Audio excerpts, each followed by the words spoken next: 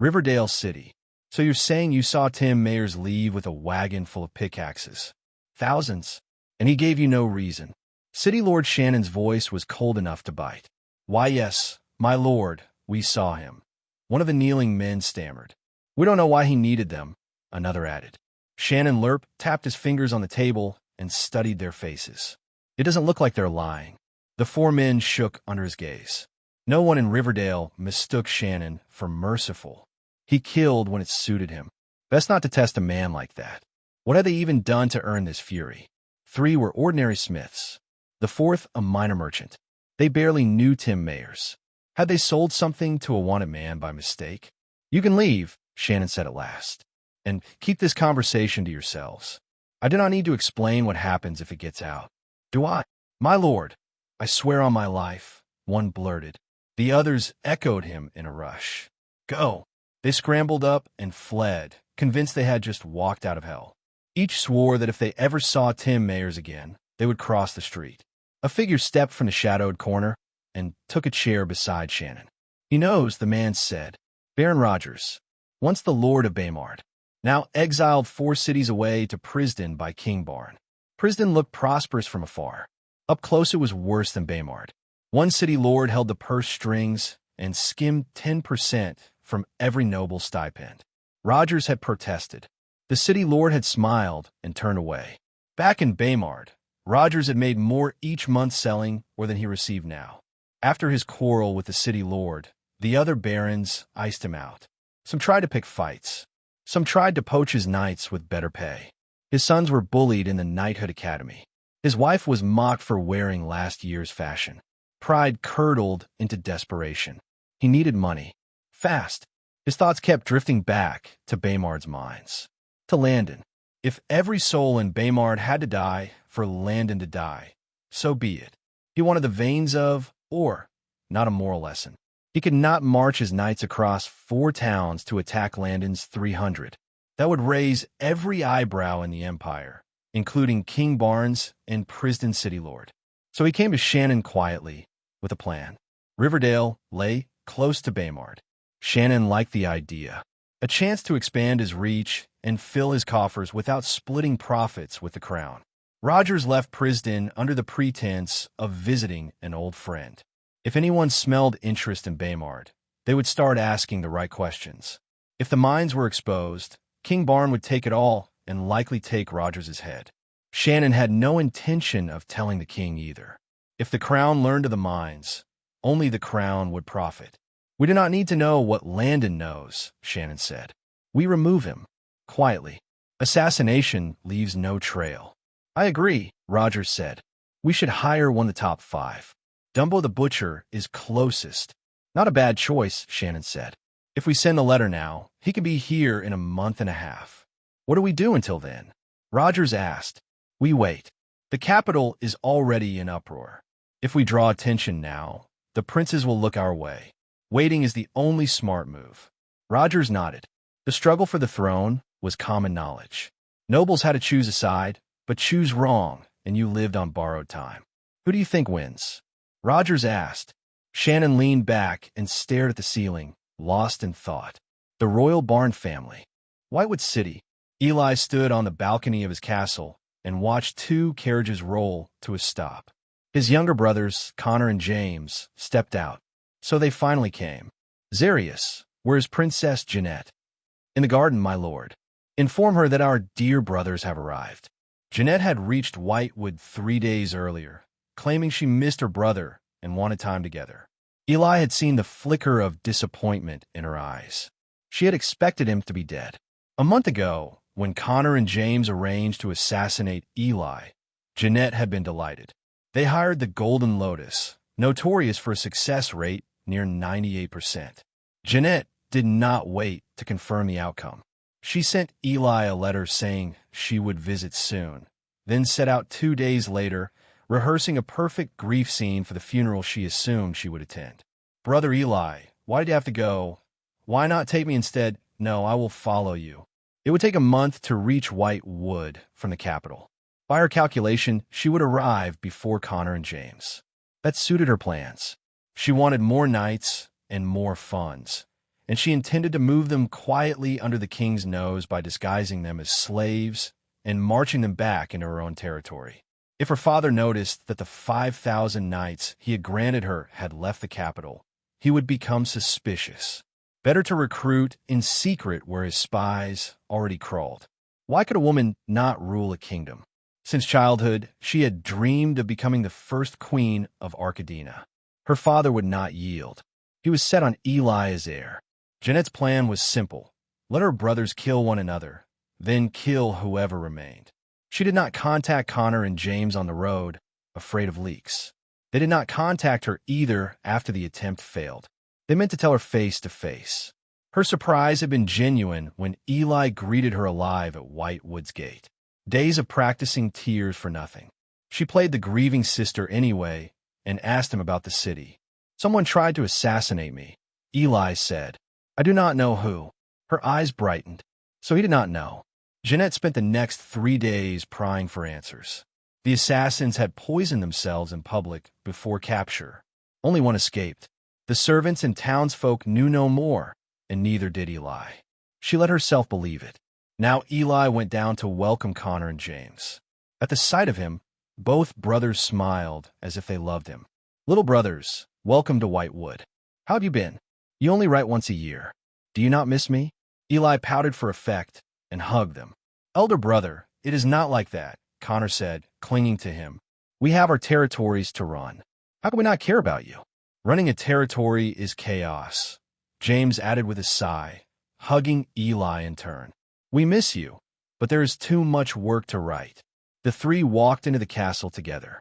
Inside, Connor and James spotted Jeanette and stiffened. What's she doing here? Did she tell Eli? They relaxed when they learned she had arrived days earlier. Once the rooms were assigned, Eli headed to his office with Zarius, his head knight. He crossed to a bookcase. Zarius pushed it open. A hidden staircase yawned behind it. The torch hissed as Zarius lit it, and they descended. Below, racks of tools hung against stone walls. 3 iron cells waited at the back. 2 held chainmen. The third held a man treated like a guest. Eli passed the first cells and stopped at the last. Old friend, he said, have you enjoyed your stay in Whitewood Castle? The man looked up at Eli and smiled. Hey everyone, Firescale Audiobooks here. If there's a novel you'd love to hear more of, you can support us on Patreon or Ko-fi. Depending on your tier, I'll make extra parts just for the stories you're most excited about. Usually I can only upload 4 to 5 parts of each novel, but with your support we can go beyond that. And of course, don't forget to hit subscribe. It helps more than you know. A man laid on a black, beautifully crafted couch. In front of him were different foods and fruits all lined up in well-crafted wooden bowls, as well as a jug of wine to quench his thirst. The man was also the same age as Eli. He had dark red hair, thick manly eyebrows, and light green eyes that looked like that of a cat. The man in the cage was called Slytherin Cord. He was one of the top intelligence personnels in the Empire. Whatever you wanted to know, he would get the information for you. His results were always 97% accurate. Because his siblings had arrived, Eli didn't want to risk them finding out about his involvement with Slytherin Cord. Although they wouldn't be able to recognize him, one should always prevent unnecessary situations from arising. 1 year ago, Eli received shocking news about his father. In all honesty, he thought the Nan was an arrogant pig. His father had another bastard son other than Landon, and this bastard son was older than Eli by a year. The bastard went by the name of the Ghostly Prince. His whereabouts were a mystery to those that try to find him. He always wore a giant silver ring on his thumb, as well as a silver metal face mask, no matter where he went. It was only a stroke of luck that Slytherin found out about him. Slytherin was passing through the city of Ganjia and decided to lay low for a while since he was on a mission at the time.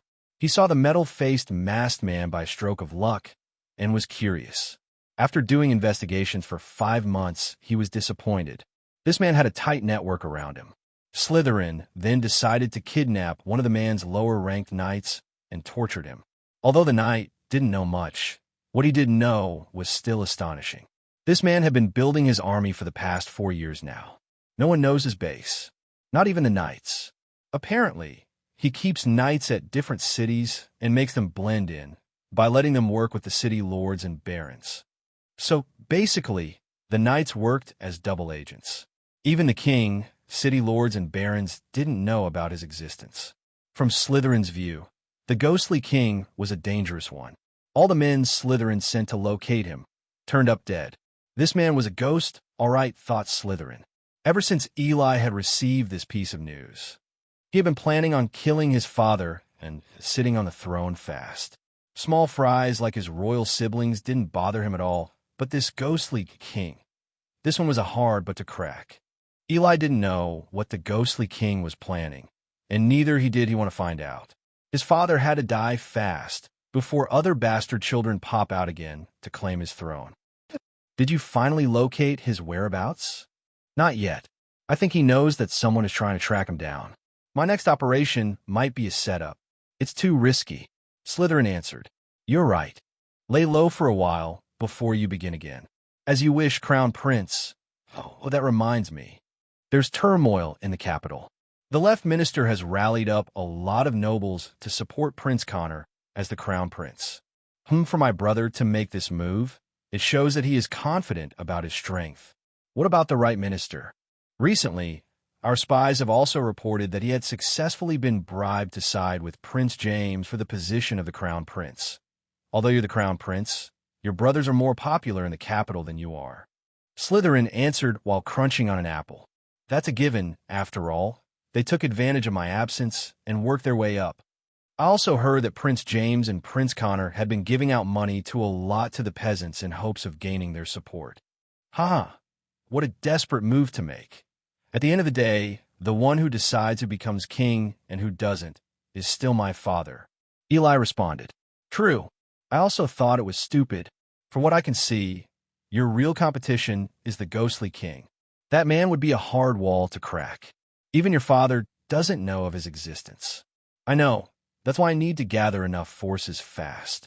What about your royal siblings and all the disturbances they're causing in the capital? Why bother over something like this? What does it matter anyway? Soon they'll all be dead. And your bastard brother Landon? Do you want me to find out about his situation? Slytherin asked. No.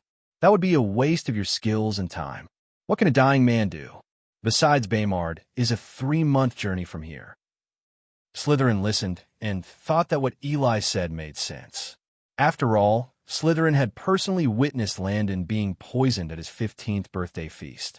Eli had sent him there to make sure that his knights did a good job of poisoning Landon, so he had observed from the shadows.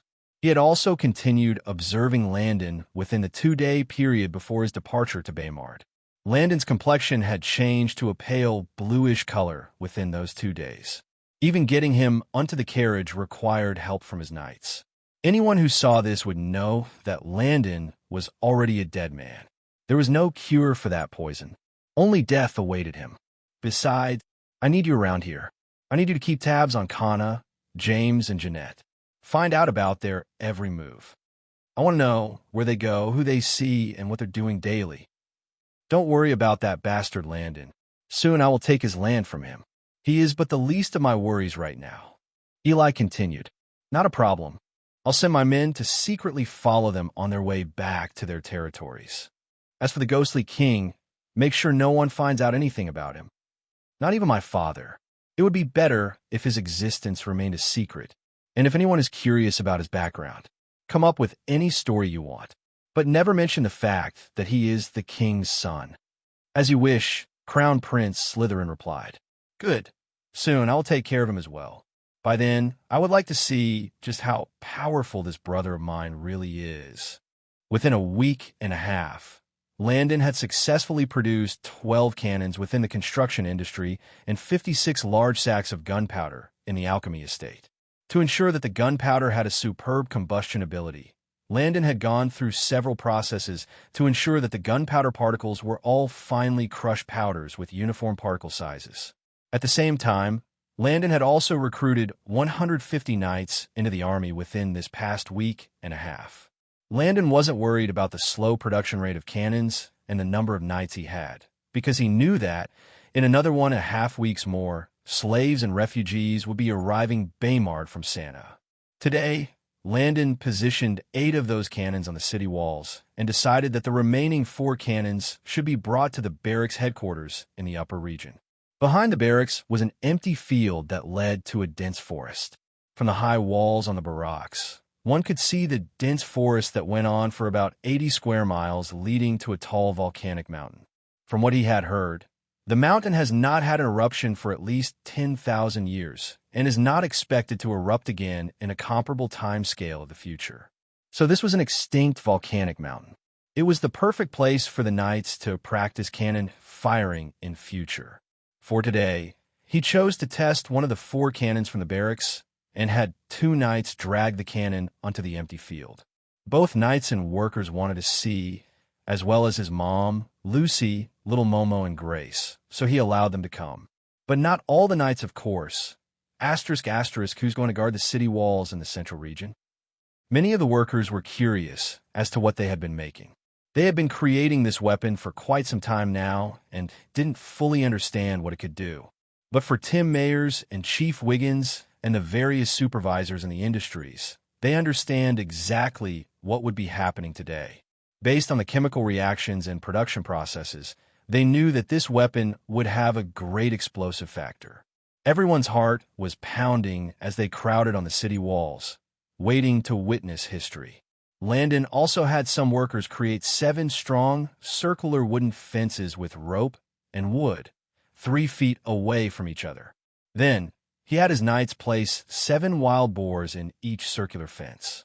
He assigned a gunner and crew needed for operating a single cannon and instructed Lucius and the knights on how to operate the cannon. Cannon operation required a specialized crew and a gunner to run it smoothly.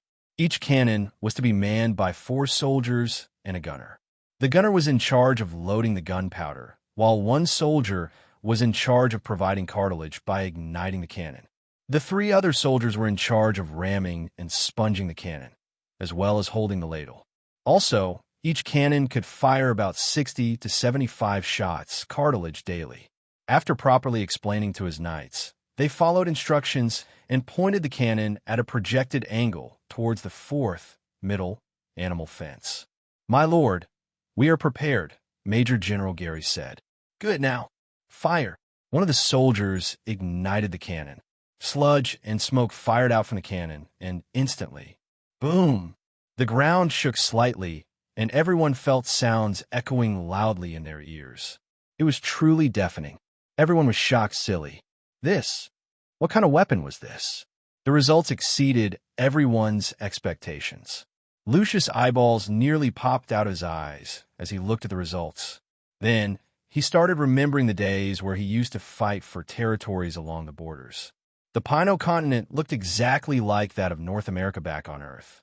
You could say that Arcadina was like Canada and Alaska combined, with Baymard located at the topmost part of Alaska.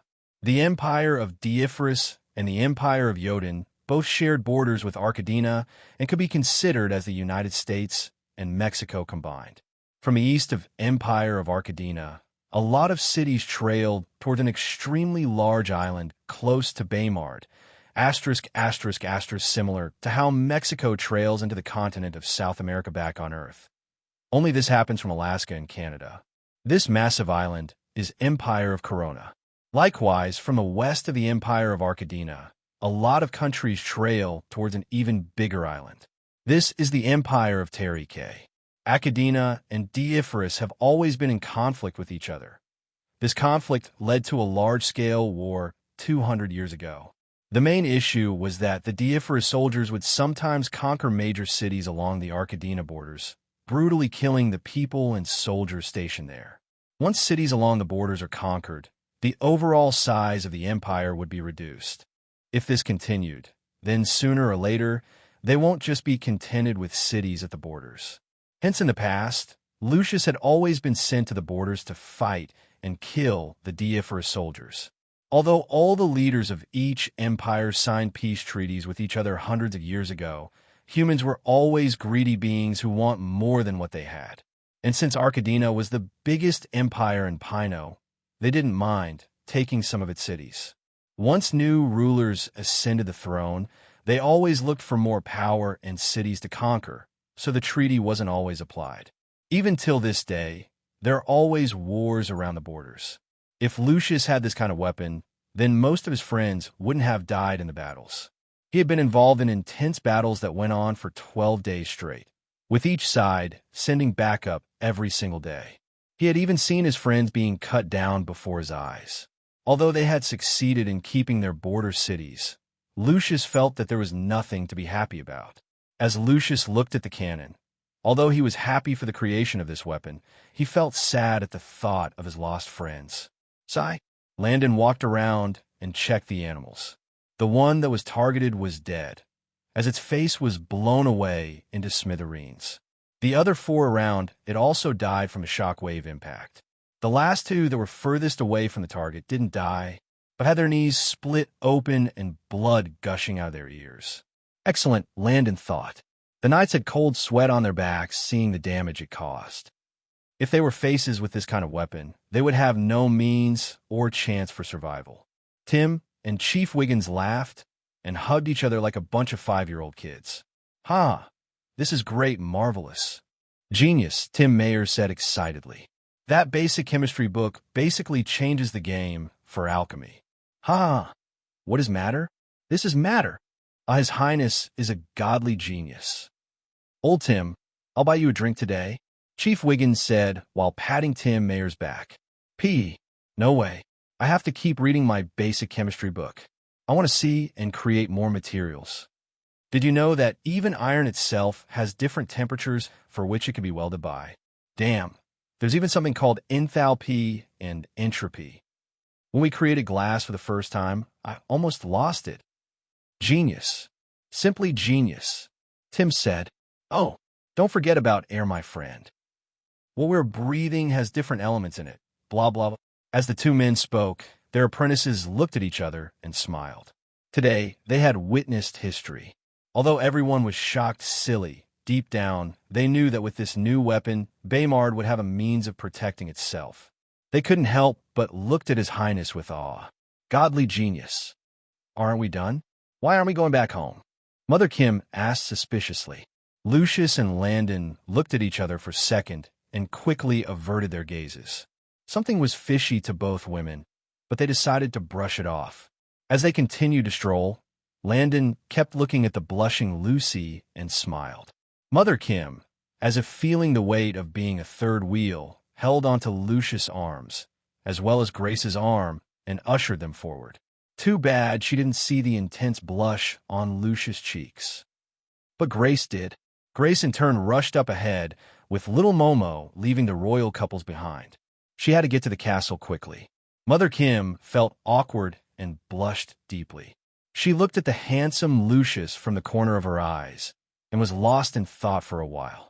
When she and her son were banished, Lucius resigned and decided to offer his services as a knight and protect them towards their journey to Baymard. Kim had always known that Lucius took Landon as his son, and that Landon did the same with Lucius. She always thought it was natural and never thought anything about it. But when she was at her lowest, this man had always stood up for her and guarded her against any dangers and troubles. She didn't have any feelings for him before, because whether she liked it or not, she was King Barnes' concubine at the time. But when she was freed from her hell, she decided to live her life anew. On the day they left the capital, she started noticing how handsome and manly Lucius was. As time went by, she realized that all this while she had been in love with Lucius. She didn't even know when it started. Was it when Lucius helped her take care of her son in the capital, or when he resigned to follow her to Baymard? She didn't know, and she didn't care. When he smiled at her, her world would stop, and she would get confused and say the wrong things. Plus, she wasn't sure if he felt the same way. What if he didn't love her? Wouldn't she just be forcing her love onto him? What if she ruined her friendship with him because of love? She would never allow that to happen. No way. Lucius, as if noticing her gaze, turned his head facing her. "Your Highness, should we go back to the castle now?" Lucius asked as he saw her flushed face.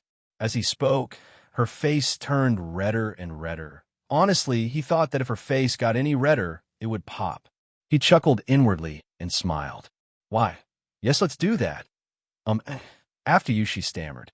Landon and Lucy, who kept watching at the back, almost couldn't hold it in. Was this the tiger mother that they knew? Who was this shy woman? As soon as Lucius and Mother Kim disappeared from their view, they laughed out loud and almost fell over. As they were laughing, Landon sneakily pecked Lucy's left cheek. Now, it was her turn to blush. She placed her left hand on her cheek and pointed the other one at Landon. You. Landon took hold of her hands and smiled at her warmly. Is that all you have to say to me, my dear fiancé? Lucy almost choked at his words. Fiancé? Since when? How come she wasn't aware of this? She was blushing even more now, and quickly pulled her face away from his gaze. Why are you hiding from me? Brother Landon, why are you teasing me like this? Lucy stammered as she spoke. Come with me. Landon covered her face with a thick piece of cloth and led Lucy up the staircase off the castle. They moved for a while slowly, until they reached the throne room. Once Landon dropped the cloth, Lucy was shocked. There were a lot of people in front of her, candles surrounding her, and a lot of flower petals sprinkled all over the throne room, arranged in a special way. Will you marry me, Lucy? Was spelled out by the flower petals. Lucy turned around to look at Landon and was shocked. He was on bended knees. Was a king supposed to kneel to anyone? She asked herself worriedly. But that thought quickly left her brain when Landon gave his speech. Lucy Gustav, we've known each ever since we were little. You've always been there for me, through thick and thin. When I was down, you stood up for me. When I needed someone to lean on, you were always there. As time went by, I slowly fell in love with you. I love your smile, your caring nature, and your heart. Look, I guarantee that there'll be tough times. But no matter what troubles we face, I will fight for you and continue to love and cherish you. I promise you that no one will work harder to make you happy more than I will. Lucy, I want to marry you because when you love someone as much as I love you, getting married is the only thing left to do. So what do you say? Will you match me, Lucy? Everyone, including the knights, the maids, Tim, and Chief Wiggins, were shocked. What did they just see? The king was kneeling down. Is this how marriage proposals are supposed to be made? This was the first time they had seen such a thing. Usually women didn't have a choice. Their parents chose a strong, reliable husband who could take care of them, and that was that. Sometimes they would be lucky if it was the man that they took loved. Marriage usually involves politics and power for most nobles. But His Highness bent down on one knee for his wife, and even made such a grand gesture towards her. The women, on the other hand, were all in the spirit of romance. Grace, Mother Kim, and the maids felt like this was what a man should be. The men looked at the women and thought, is this what women want? They had to admit that this was pretty romantic. The flowers, the candles, the ring, those words. It all made sense somehow. They almost gave a big thumbs up to His Highness for his idea. From the moment Landon came into this world, he had noticed his uncontrollable feelings for Lucy.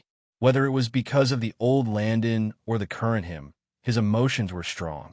Every time during dinner, supper, heck, even breakfast, he would stare at her in a daze. As the days went by, he also began to notice her feelings towards him. Their love was literally oozing out every time they met. Of course, he didn't want to marry her immediately. They were just 15 years old, after all. But in this era, most girls got engaged at the age of 12 and married at 18 to 20. Lucy being engaged now was considered late in this era. Also, Landon didn't want people to think that there was something wrong with her or that she only good enough to be a concubine or a whore. No matter how times change, human beings were always the same. Back in Earth, if a woman passed the age of 30 and never got married, everyone would point fingers at her. Even at age 26, people would still talk bad about them. He had seen and noted all of Lucy's uncertainty.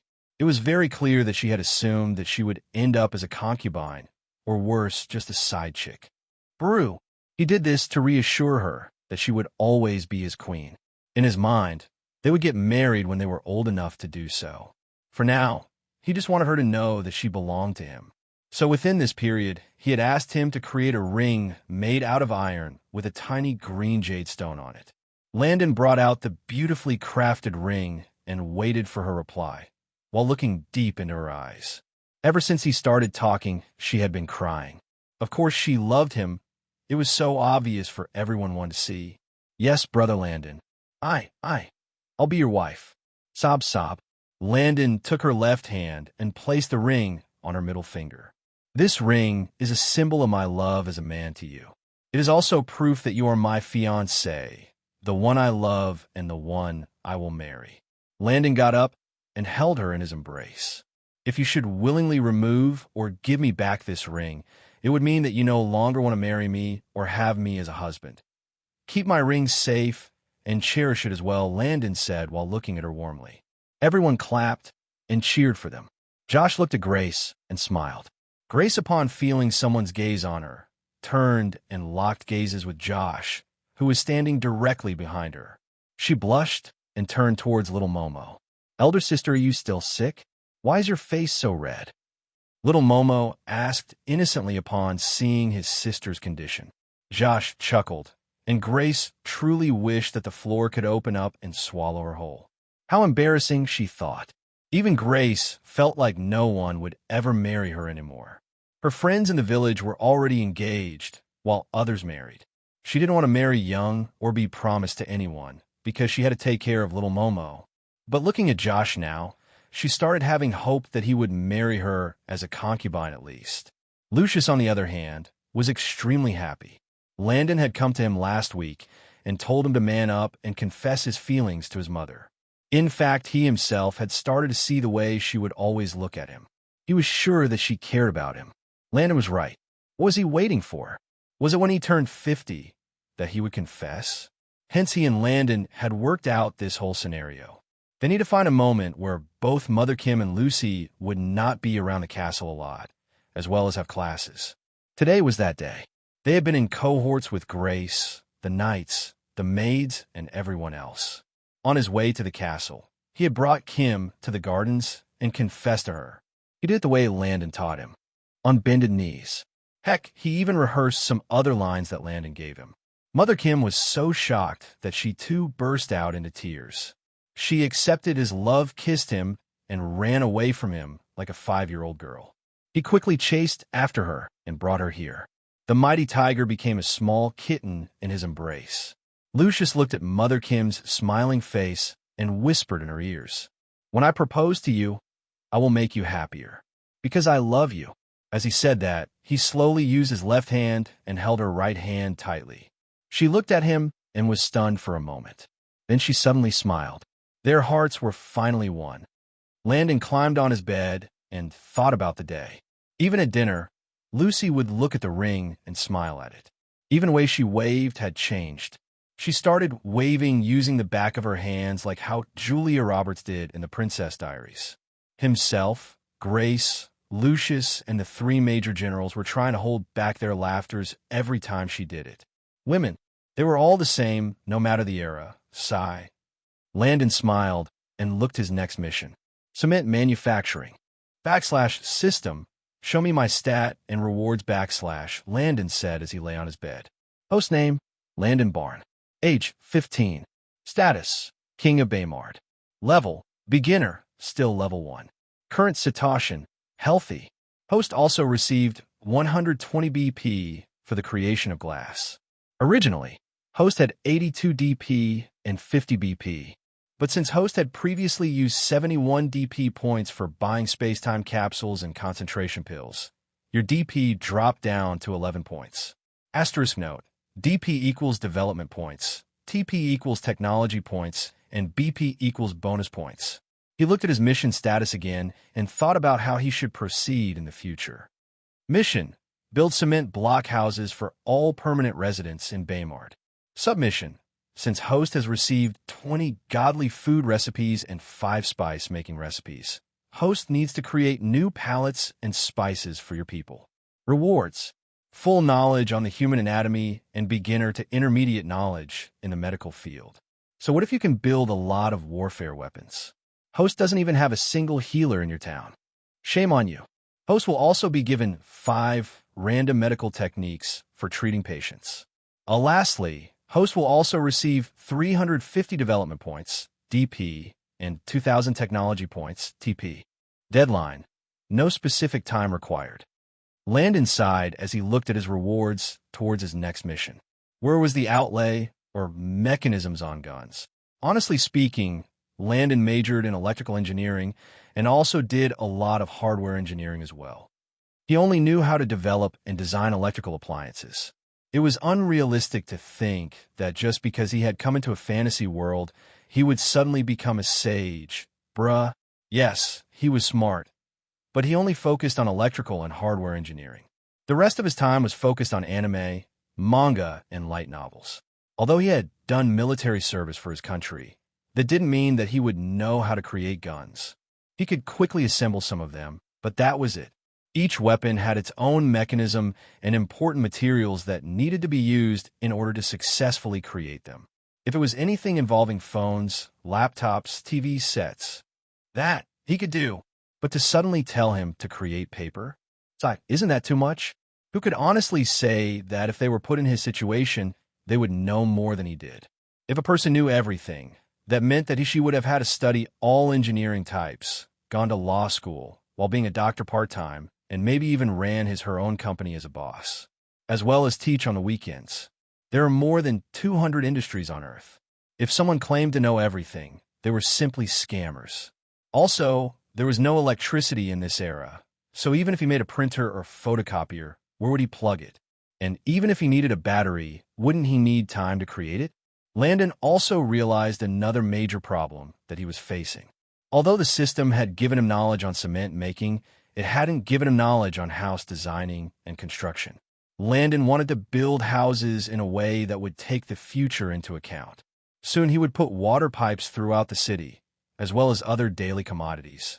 He had no idea where and how to place the pipes. All he knew about was how to place the cables and wires for electricity. He didn't even know how thick the various pipes should be. Landon had decided that every house would have 2 floors, the ground floor and the top floor. Each house would have a kitchen, 2 bathrooms, a parlor, and 4 bedrooms at the top floor. It would also have a front and backyard, as well as a mailbox and a garage. Oh yes, he was planning way ahead for when he would finally make cars. He also wanted to make the houses accessible to street roads, railways, and bus stops. All this depended on how the houses were built and positioned in the city. He had noticed that all the houses were focused around the town square in the central region. There were almost no houses close to the upper regions or lower regions. In future, all the schools would be located in the upper region, as well as supermarkets, luxury hotels, malls, and so on.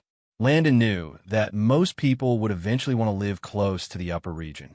Hence, he decided to start building the houses in the part of central region that was closest to the upper region. Once the first houses were completed, he would start moving the citizens into them in an orderly fashion. Landon had a grand plan for Baymard. He decided to divide the upper region into 4 sections. District A would obviously host himself, the Knights, and the Barracks. District B would host fighter plane air forces and other airborne military weapons. District C would host justice courts, the main public police offices, the education bureau, government policy offices, all schools, banks, and so on.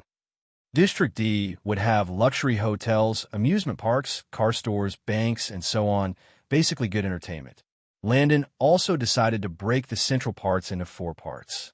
District E would be the closest to the upper region, housing all of the 1,500 original citizens who had always stayed here. District F would follow after District E. It would host all the refugees and slaves. District G would have all the regular hotels for visitors, as well as beautiful national parks, some banks, bars, and so on. District H would be closer to the entrance/exit, having other police stations and offices that determine whether or not someone could go into the city. It also had offices that issues ID cards, other important outposts, and so on. As for the lower region, it would also be divided into 4 parts, but it would still be completely filled with factories, be it toothpaste, soap, whatever Baymar needed. Only those that worked there or had a tour pass could enter the region. The coastal part would also have 4 parts. All in all, there would be a large dock for visiting ships, another area that would focus on military submarines, as well as military ships. The possibilities were endless. For now, Landon just had to focus on building cement houses. The point to note was that, although there were 1,500 people present in Baymard, there were only about 1,000 houses here. People lived together as married couples. They had children and maybe even lived with their grandparents or parents. With 3,000 more people coming in, he could easily build the houses for 4,500 people fast. Once he succeeded in providing housing for everyone, he would then start building high-story buildings that would house future families and slaves who come into Baymard. These houses would have massive car parks and other amenities. Of course, those that come later would have to pay rent for those places. For refugees and slaves who come in the future, he would give them a 4 months head start before he started collecting the rents. He hoped that before the time was up, they would have already gotten jobs around Baymard. The rents for these houses would be fairly cheap, depending on the dust that they're built in. Each district in the central region would have sky-high buildings to rent, as well as normal villa houses for those who have made enough money to live lavishly.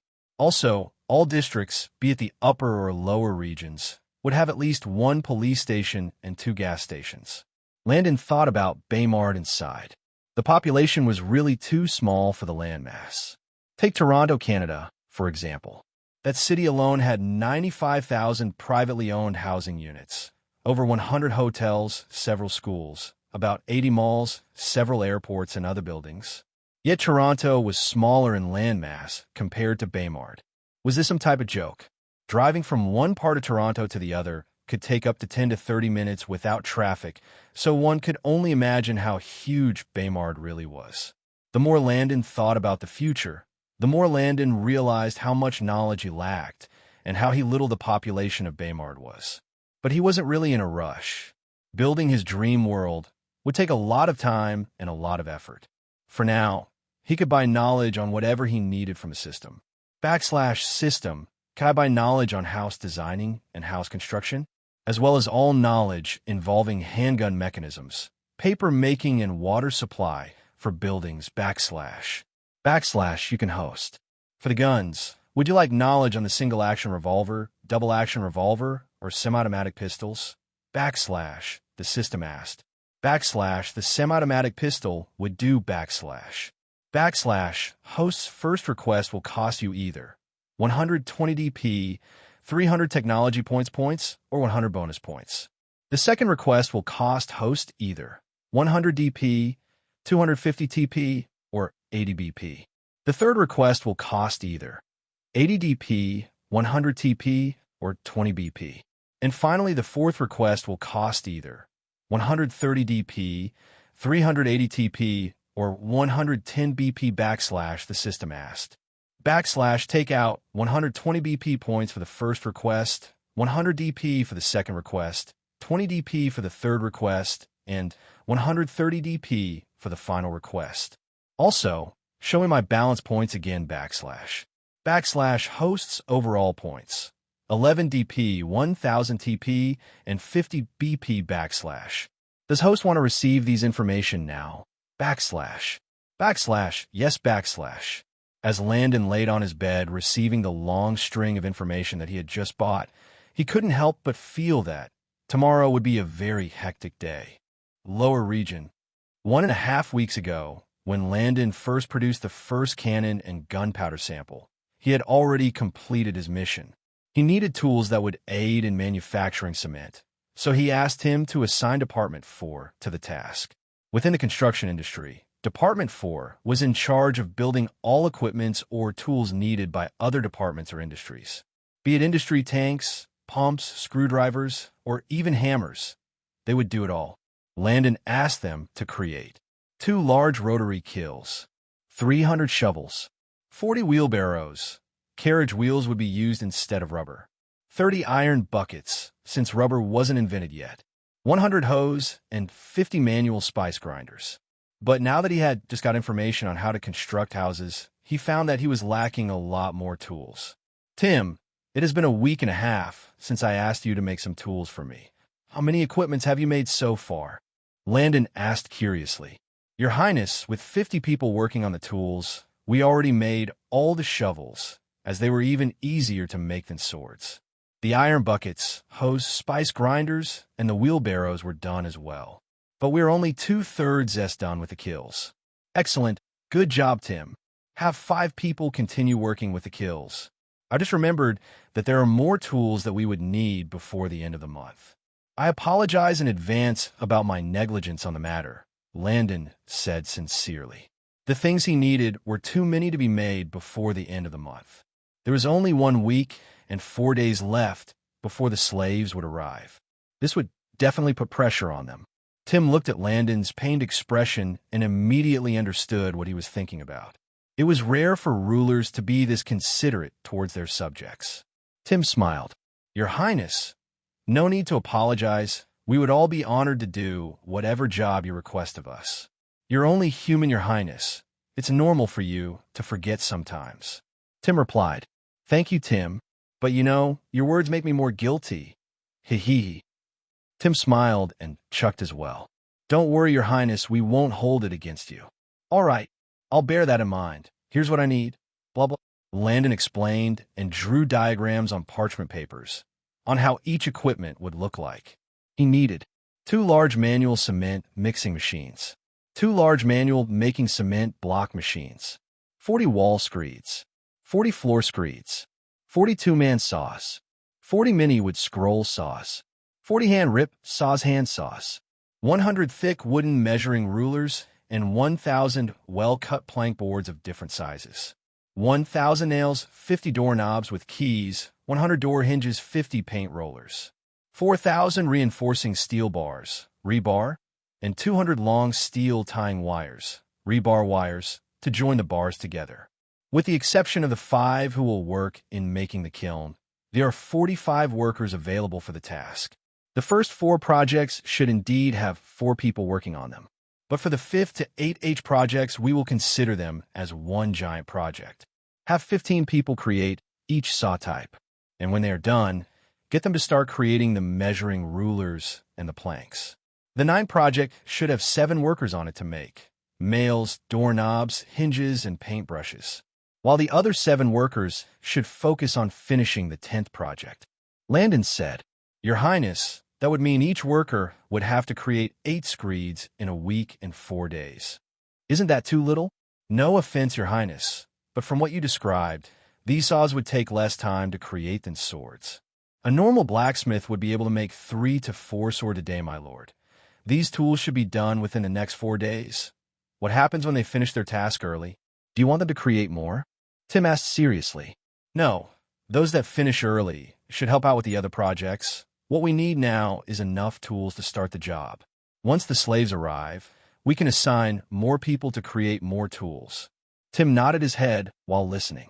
As for hammers, the department had always been making them for a long time. So far, Baymard has over 300 hammers within the construction industry. When Landon browsed through the knowledge he had acquired, he found out that the foundation of all houses were done with wood, concrete, and steel bars.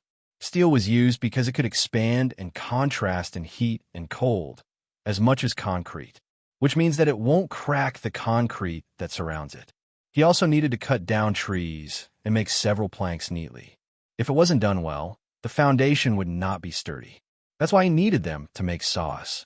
In this era, people used axes to cut their wood. That was a real waste of time, just saw the wood open. Since there was no electricity, all the tools he made operated manually. The workers should use the 2-man saw to fall the trees. When trying to get precise wood measurements, they could use the measuring rulers, chalk, wood scroll saws, and rip saws to get the exact wood blocks needed for each part of the house. He also needed to make sure that the cabinets for the kitchen, bathrooms, and so on were done properly. In this era, people tied wood together with ropes instead of using nails. That's why he also requested for nails to be made ASAP. Now that we are done with Department 4, let's talk about Department 3, the Warfare Department. Landon also gave him a detailed understanding and sketch on how the handguns were to be manufactured. Also, put all the hose and spice grinders on a cart. I'll take them over to the food industry. Landon met Chief Wiggins and handed over all the tools to him. In this era, people used sticks, sharp stones, pickaxes, and their hands to dig up the soil. The hoe was flatter compared to the pickaxes and wasn't as heavy as the pickaxe. Wiggins didn't know how this thing could help them. He looked at the tools in confusion. Landon decided that it was better to show him how it worked. than explaining its functions. So he decided to head towards the farms.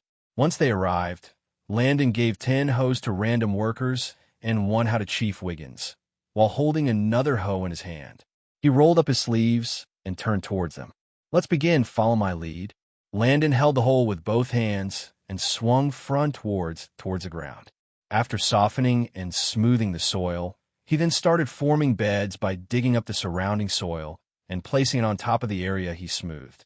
As everyone followed his movements, they realized how fast and easy using this tool was. Less than 3 minutes, they had already formed a farm bed. Normally, it would take one person an hour to make a standard-sized bed. After using a pickaxe, stones, or sticks to soften the soil, the farmers would use their hands to form the beds. Chief Wiggins looked at the tool in his hand and smiled. This was a game-changer for him. Once the day is over, you all can return the tools back to your supervisor. Since the demonstration was over, he went back to the food industry with Chief Wiggins. And on their way, Wiggins kept talking about how this tool was godly and so on. Landon looked at the excited man and chuckled. When Wiggins spoke about farming, he really looked like a kid. As they rode back, Landon kept thinking about spice making. Although he wanted to start now, he knew that he couldn't without more people. So he decided to wait for the slaves and pass the time assisting every department. As Landon thought about his situation, someone far away was preparing for a stormy night. Benjamin Hamilton, a.k.a. Santa, had already gathered 800 or more slaves and refugees from his city on the first 3 days of arriving Corona.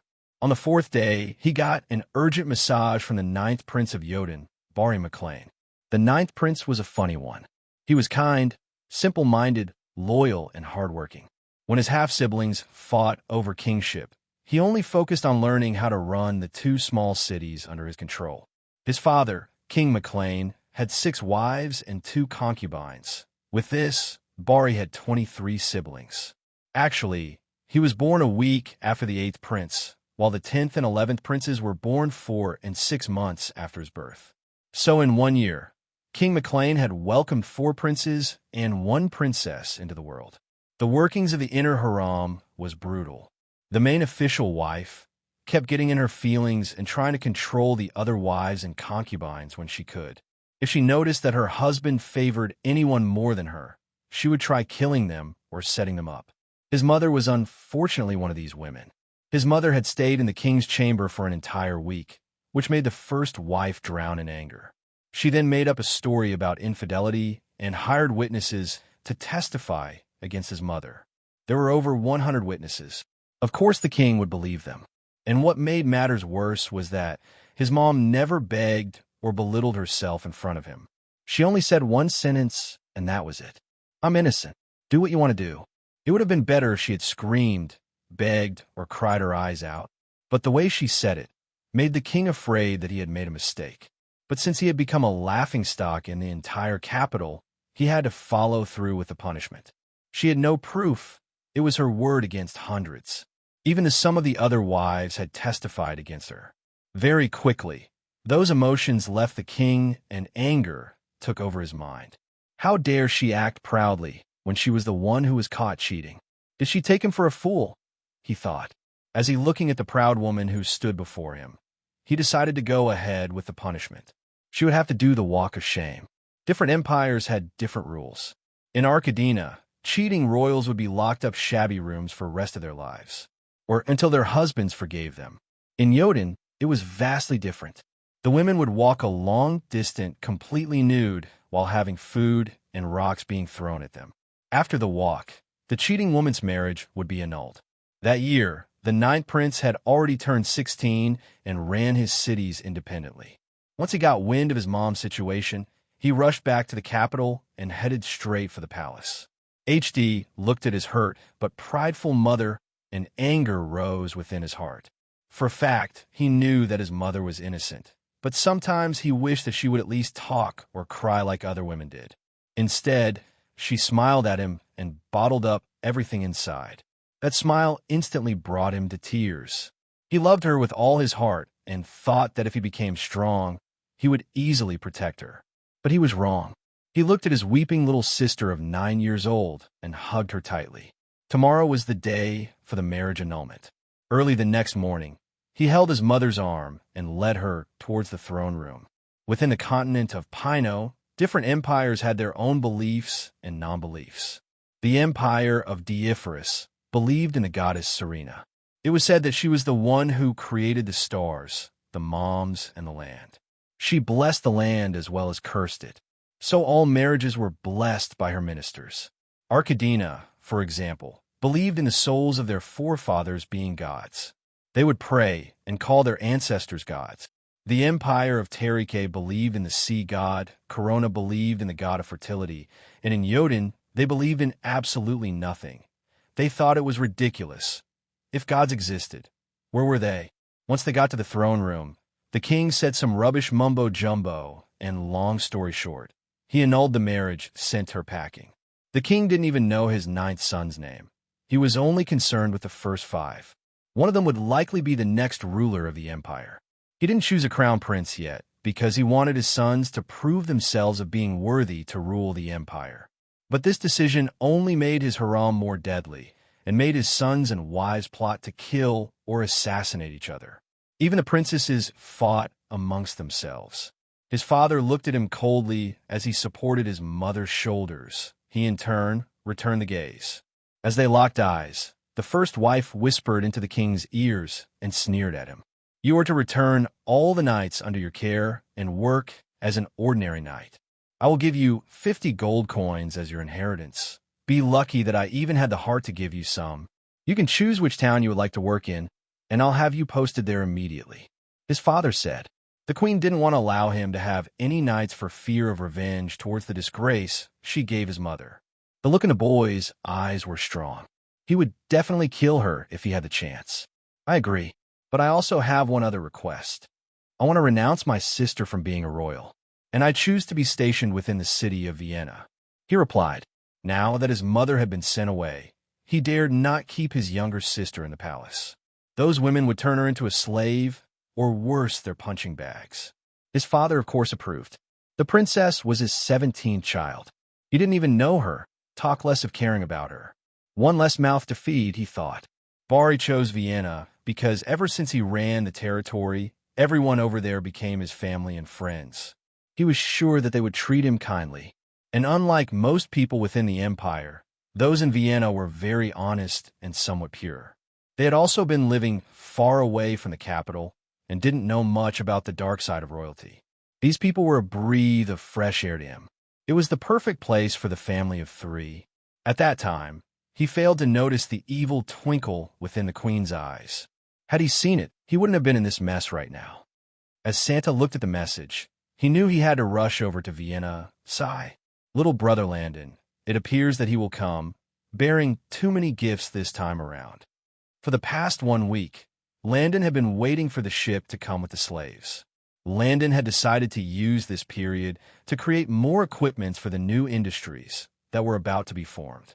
And after waiting for another 3 days, he was informed that there were 10 large ships sailing towards Baymard. From his system, Landon could identify the ships. They were Santa's ships, but why were there so many? Just what was he thinking? Landon thought. On the shore, Landon looked at the ever-smiling Santa and felt helpless. It was really hard to get angry with this jolly fellow. Sigh. "Little bro, I missed you. Not seeing you all this while has made my heart uneasy. Little bro, I hope you're not mad at me for coming late," Santa said while giggling. Everyone on the ship was surprised. Isn't that the king? Why would he talk to a noble like that? Before they had set sail to Baymard, Santa had explained to them the situation Baymard was in. He also assured them that the king of the newly independently established territory would definitely treat them well. He had guaranteed them safety, shelter, and food. Back on the shore, Santa explained what happened and why he had brought 10 ships of people with him. Long story short, once the 9th prince arrived Vienna, everything was going on fine at first. But a month later, there were sudden attacks and killings happening within the city. By the end of the next month, more than 11,000 people out of 96,000 people had died.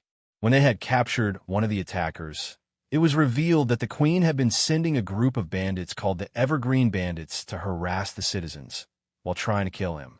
Once he was killed, it would be announced that him, alongside the citizens, died from an attack from bandits. The queen had to make sure that it wasn't traceable to her, so burning and killing other people was only their secondary mission. But when the bandits came, the prince alongside the city lord's knights fended them off bravely. At the end, their primary mission of killing Bari had failed. The queen became restless and ordered her secret knights and about 23 gangs with more than 5,000 people in each gang to join forces and burn down the entire city. The city lord got wind of the plan early on and informed the prince. It was said that in the next 3 months, they would arrive Vienna and the attack would commence. So, they started evacuating the people from Vienna immediately. Once the Bari heard the news, he also sent a letter to Santa requesting for his help. 2 months later, the city lord had evacuated all the barons, as well as over 71,650 people. The city lord of the next town was close friends with Basie as well. So Bari successfully settled these people to settle in his town with all their belongings. For days after that, Santa arrived with 10 giant-sized ships. They boarded the ships and headed for Baymard. The city lord couldn't go with Bari because he was still an official in the empire. He took his family and his knights and headed back to the capital. Listening to the story, which felt like all those TV dramas he had watched, he was somewhat taken aback. He also felt pity for Bari, his family, and the people. But basically, apart from the 800 slaves that Santa originally got, he still took 13,350 people for Vienna. So in total, there had 14,150 people on those ships. Although he felt sad for them, the amount of mud houses he built couldn't contain all of them. Forget it, he would just have to give them an estate in the upper region to live in. He decided to use the closest estate to the central region. Of course, the prince and his family would live in the castle with him. Royalty was royalty, after all. Santa looked at Landon and smiled. Since you paid for 3,000 slaves, I will send the other 2,200 more. Remember, there are 800 slaves amongst the group, Santa said. How can I ask you for more? What kind of person do you think I am? You don't have to do that. It's because I know what kind of person you are that I'm willing to get more slaves for you. It would be good if you can save them from their salvary. These people are usually treated even worse than animals. If they stay with you, I know that you would help them in every way possible.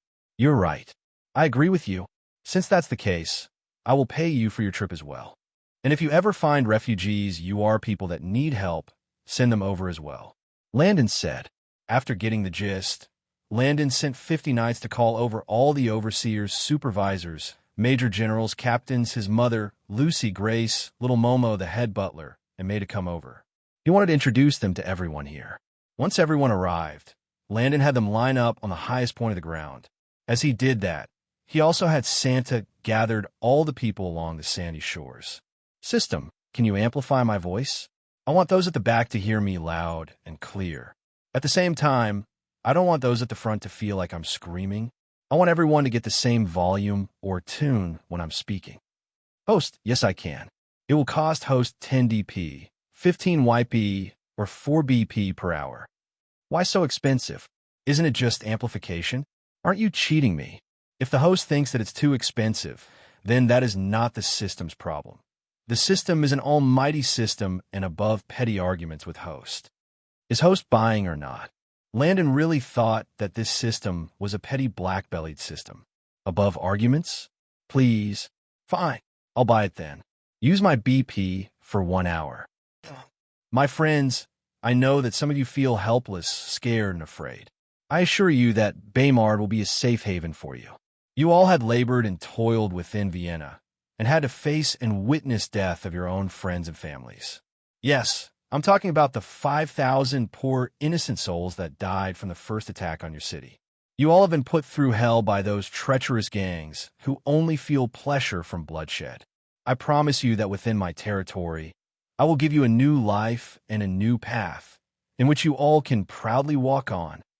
Whether you're slaves from Corona or citizens fro Vienna, from this day forward, you all will be my friends and my family. Your pain will be my pain, and your happiness will be mine as well.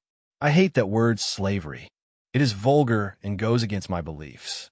In this land, there's no such thing as slavery, and there will never be. On my land, everyone has to go to school, and children are not allowed to work until they reach the age of 14, in which they can apply or get what we call an internship for the time being until they finish school. With time, you all will come to understand and love Baymard just as much as I love it. And if you face any issues within the territory, you can meet any of these people standing behind me to aid or assist you. Once more, welcome to Baymard. Prince Bari, what do you want to do now? Truth be told, when Bari looked at Landon, he didn't know how to react. After all, this was their first meeting, and Landon was younger than him. So, he was very confused on how to address him. He kept wondering whether Landon would feel threatened because he used to be a prince. Bari was an honest man who would never take what didn't belong to him. When he was supposedly given cities to run, his father had let the city lords deal with politics and ruling the city, while he just fought and trained hard. As the 9th prince, he was brought up to basically never even dream of being ruler, because his father didn't want to give any sort of power to any of his other sons apart from the first 5. The king asked the city lords to run the cities alongside his sons. This was the best way to spy or keep tabs on them. They were to report if any of his sons was planning or scheming to kill, or even dream about killing himself or his 5 eldest sons. Initially, the city lords obeyed the king's orders, but when he got to know Bari, he changed his mind. In his opinion, Bari had never even thought of the throne for a single day, so there was nothing to report about. And as he got to know Bari, he began to form a strong bond with him as well. The queen would never allow any other child to rule the empire other than her son, so she made sure that Bari and his other brothers were trained up as knights. They were brought up to only serve the real heir to the throne. That woman worked in the shadows. If any of the other children got more land or more followers, for sure they would have to die. With all this, as a prince, Bari was only trained with the way of the sword. In a way, he was similar to the old Landon. The old Landon didn't give 2 F's about running an empire or controlling a city. In fact, the old Landon was surprised that his father even gave him land at all. He honestly thought that when he would turn 15, he would move to a small village with his mom and Lucy, and then work as any other peasant. The money that they had saved was enough to take care of 3 mouths for the next 15 years, if they lived as peasants. The old Landon was also a humble, quiet, and simple-minded person. He never bit off more than what he could chew. As Bari looked at Landon, he became somewhat nervous. If Landon didn't like him, he might be thrown out of Baymard along with his family. He didn't have a home anymore and was scared of rejection. To be honest, I want to be a knight. Bari answered nervously. Landon looked at him and smiled. Why are you so stiff? Since you were brothers with Benjamin, then I will be your brother as well. Landon added, hitting his back playfully. Look over there, elder bro. Ani is already smiling and laughing with my mom. Landon continued while pointing towards Bari's mother. Bari looked and was a little stunned. His mom would only ever laugh in front of him or his sister. No one, not even the king, had seen her laugh. A deep and warm smile formed on his face. It seemed I worried for nothing, he thought. Landon looked at him and sighed in relief. He didn't want Bari to feel any discomfort towards him. He knew that, given Santa's personality, only those who were truly honest could be friends with Santa. Santa would never bring anyone one who wanted to harm or take his position as king to Baymard. And even if he did, for sure, Landon would kill the threat. If that's the case, once you complete your training under my army, I will make you a captain under my father-to-be in your army general. Lucius. Once he was done, Landon stocked one of Santa's ships with a lot of feldspar and other rare mineral ores. He also gave him more chalk and paint samples. At the end, he had made 1,200,000 gold coins from Santa. With 14,150 new people, Landon had more than enough workers to start his numerous projects. Landon had all the knights help everyone sign a non-disclosure agreement stating that within the next 20 years, whatever they learn can never be shared to those out of Baymard. He also read the rules and punishments that would follow if anyone disobeyed them, especially the disclosure form. The punishment was the death of the individual and his entire family. Everyone already swore in their hearts that they would keep whatever they had learned in their hearts. Plus, they didn't know the empire well and wasn't sure that any other nobles would care for them as Landon had promised. They weren't about to risk it at all. Amongst the group, 1,600 people volunteered to be knights and were moved to the barracks. Landon decided to count Barry and his family of 3 out of the work schedule as well. Lucky for him, there were some people who had professions while they were in Vienna.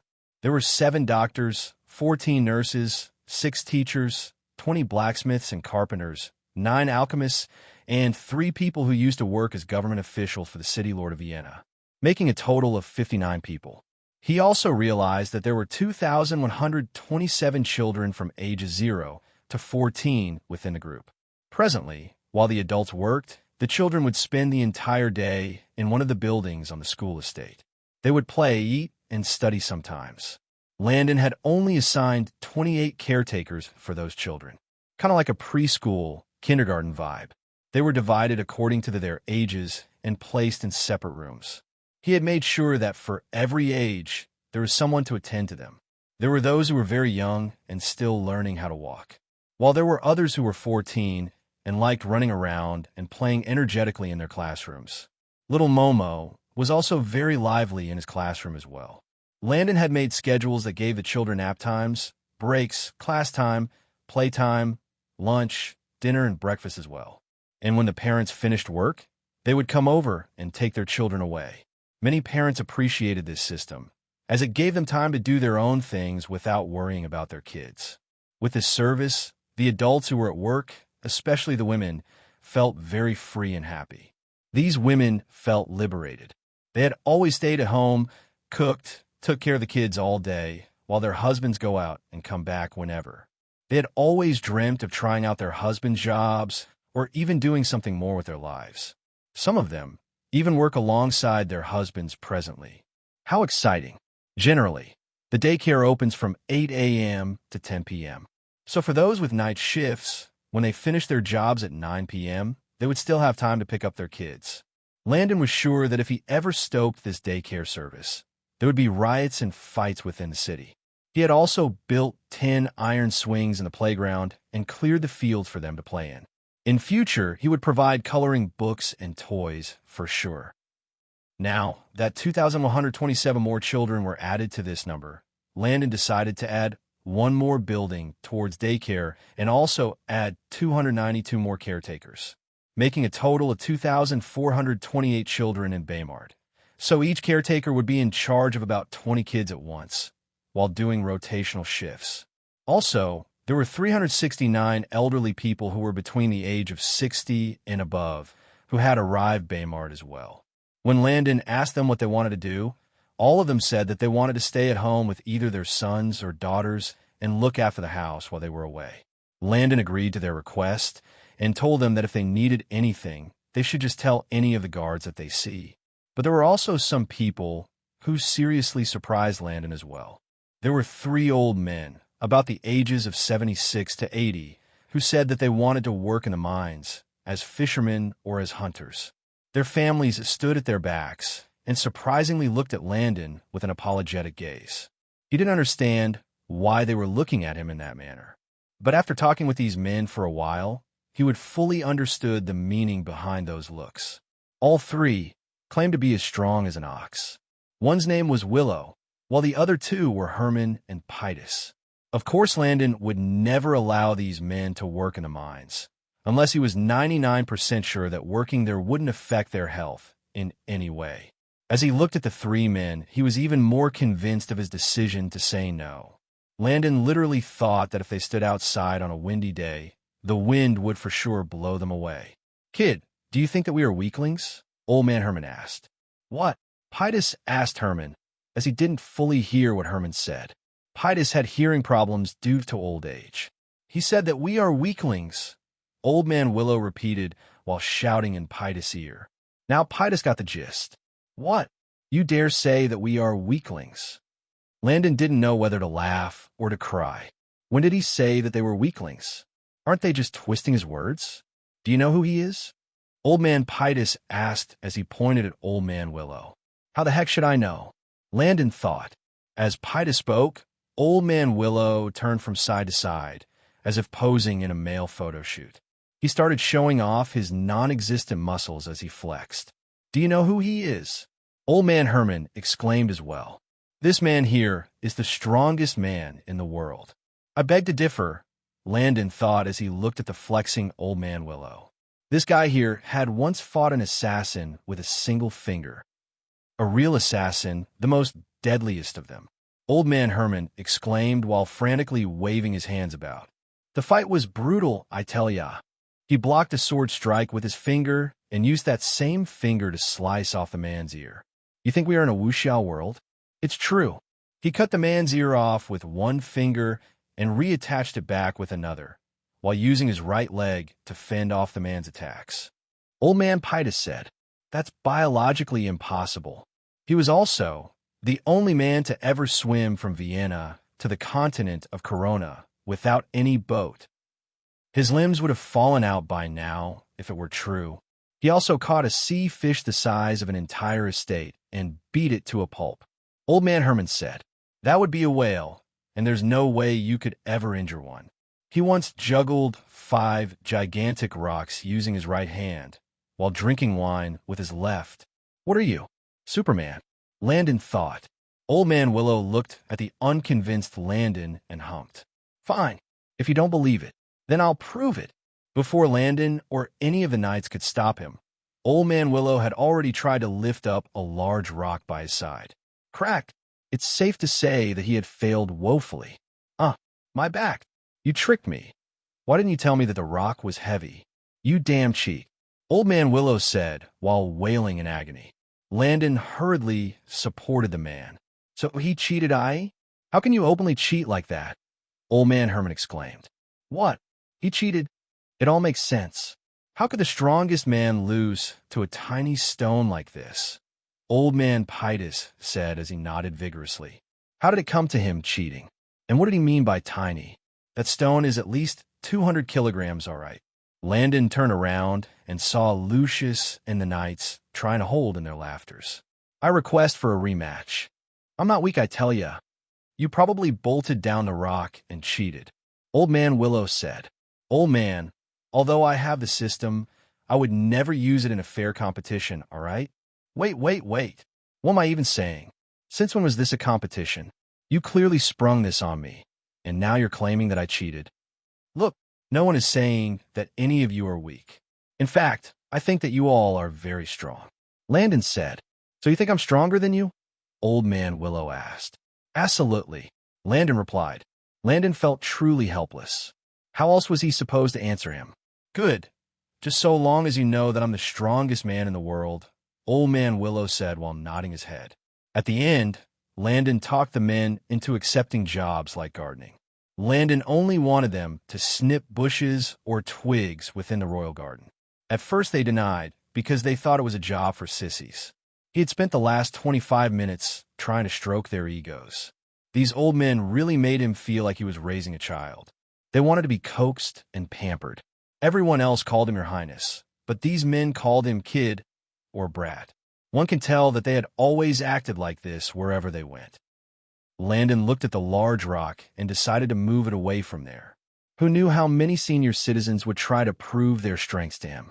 He carried it up, and just when he was about to move with the stone, the 3 old men who were about leaving saw him carrying the stone and ran back towards him. So you think you're better than us? You think you're stronger than me? Give the stone here. I will show you my strength.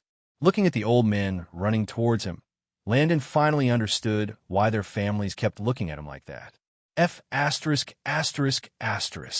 After successfully running away from the old men, Landon continued his assessment. He soon realized that he now had 9,700 adults who could work out of the group of 14,125. Adding to the other 100 volunteers who built the mud houses previously, he now had a total of 9,800 workers. Landon didn't want to start building houses without a water and treatment plant, central heating plant, and electricity. After browsing through his mind, He realized that the pipes needed to be connected through the walls of the house, and so on. If he did it later, then he would have to break down the walls and floors just to install these features. That was just double work. Landon had scheduled for home construction to be done 4 months later. That would be in September. He first started off with the crude oil refining process. To Landon, this section was the most important piece to the puzzle as it was essential for most departments. With oil, Landon could produce synthetic rubber, which could later be used to make tires, pipe insulation, rubber handle grips, and other important tools. Also, he needed to use oil as fuel for the electrically powered work machines that he was going to create.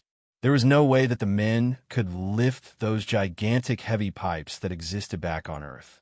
They also had to put the pipes underground and move them from place to place. Hence, he needed heavy construction machines like dragline excavators, bulldozers, and so on. System, can you locate the nearest underground crude oil reservoir? The system took a minute before answering him. Answering a host, there's one in the ocean just 7.4 kilometers from the shores, and another one 3 kilometers away from the city wall. Landon didn't like those answers. He didn't have an oil drill ship to go out into the sea, and his last option was out of the city itself. It was on the highway going to the next town. After thinking for a while, his eyes lit up. Didn't the system say that it was almighty? System, I want you to redirect the oil towards the lower region. Right here, Landon said, while circling a certain area on his monitor. Not a problem, host. Do you want it to be an oil seep or deep underground reservoir? For now, an oil seep would be the best option over underground oil reservoirs. Back on Earth, there were a lot of oil industries that benefited because of oil seeps. In California, USA, there are tiny lakes and ponds of pure crude oil floating on the Earth's surface. These ponds are the oil seeps. One doesn't necessarily have to dig the ground with a drill to get the oil. The oils move upwards on their own. It's like all those cartoons that show when a man finds oil in the ground. The oil will squirt upwards, forcing itself out of the ground.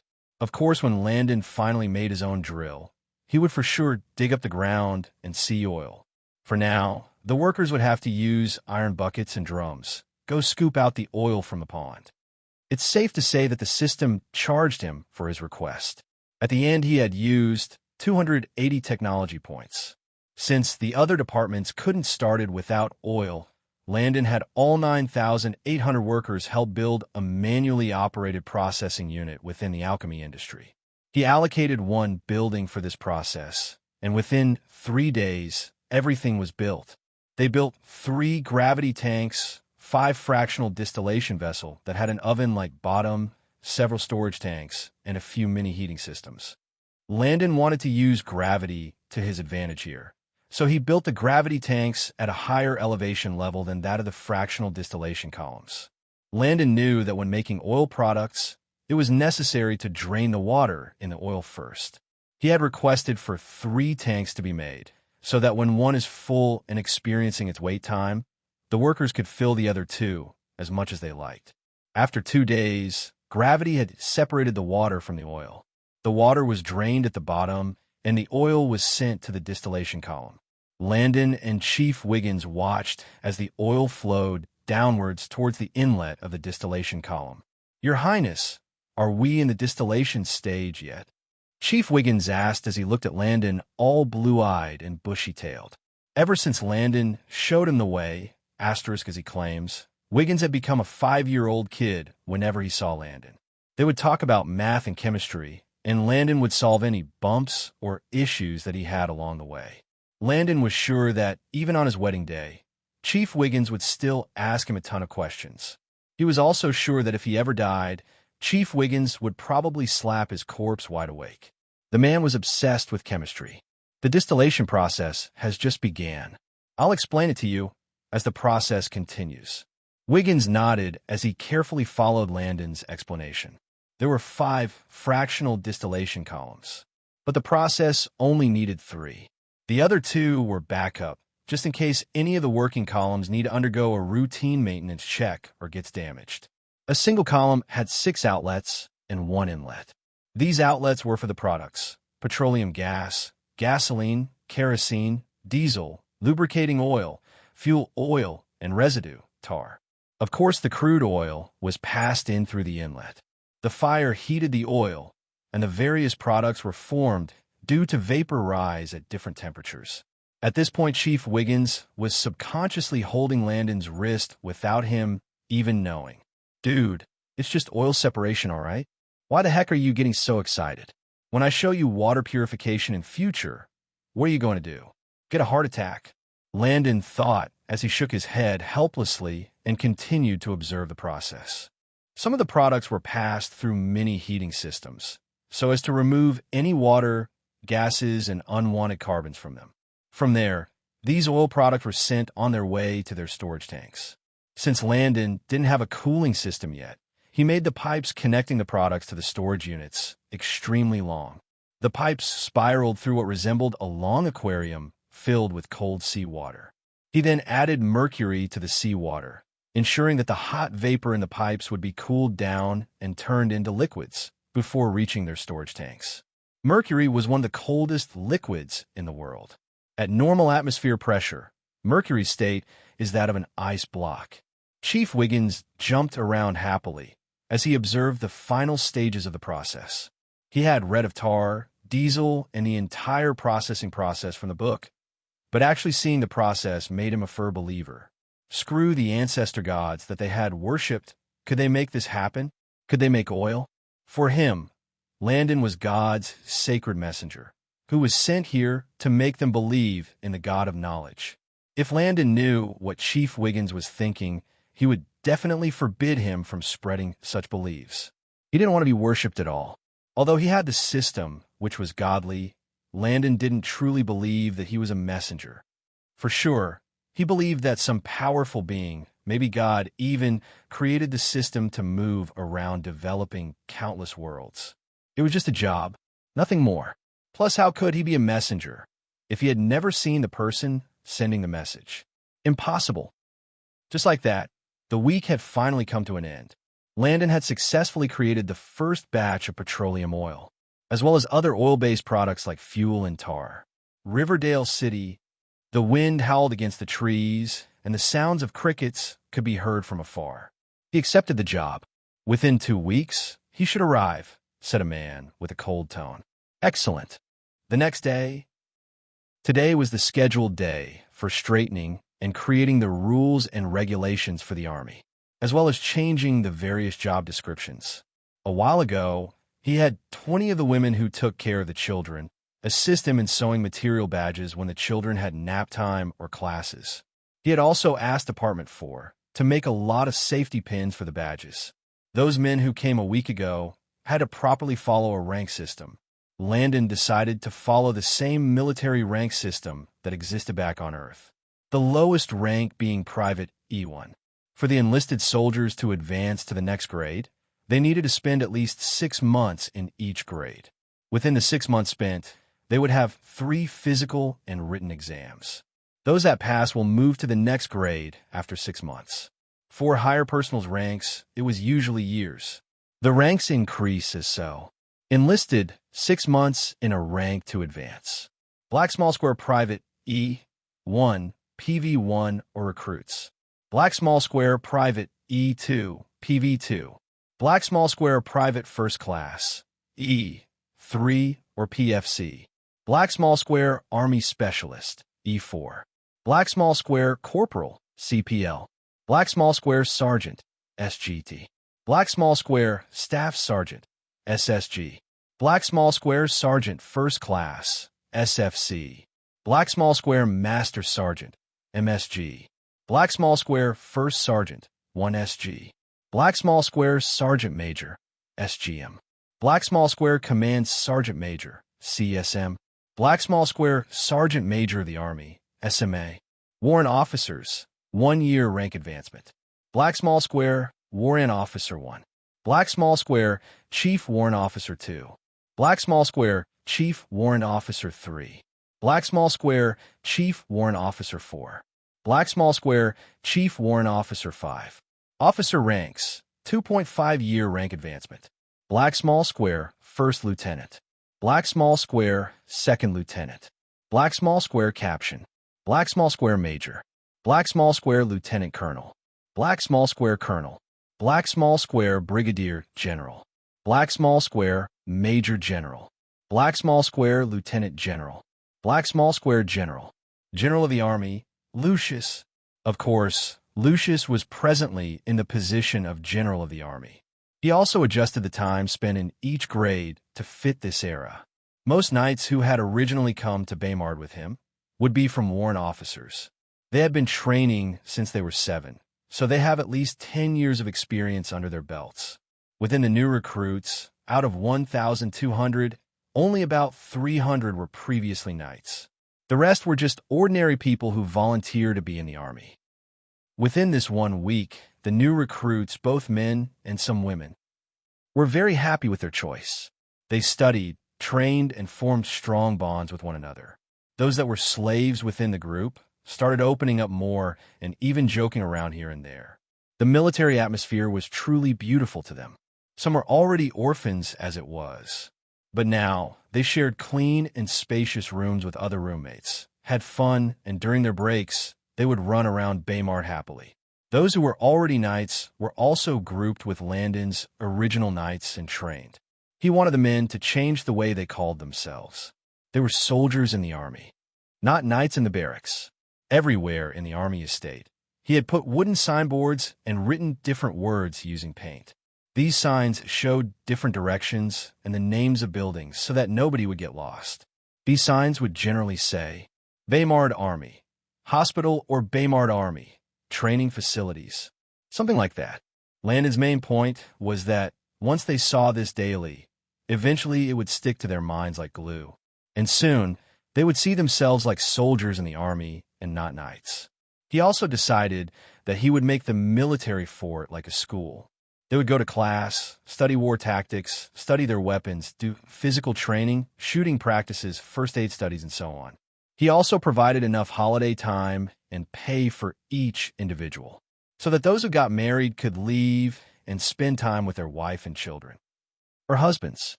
Most of them were new and fell in the private E1 category. So he had some of his warrant officers split them into groups and teach them during their scheduled class time and field trainings. They were to understand the safety measures involving each military weapon, as well as study the weapon intently. He also gave iron whistles to all those who were within the warrant officer class, officer ranks, and finally to Lucius. They were to train and mold the soldiers with the whistles. Today, he distributed the batches and posted the rules and regulations on a large notice board with pins. He also posted class schedules, outside the regular Baymard class schedules and field training schedules, as well as the punishments for violating each law. Once he was done, he closed the board with a glass frame, so that no one would dirty the board or the paper. He placed all the boards alongside each other and stepped away. The boards were as wide as 6 chalkboards joined together. The first board showed clear white parchment papers detailing the military rules and regulations, as well as punishment for each rule.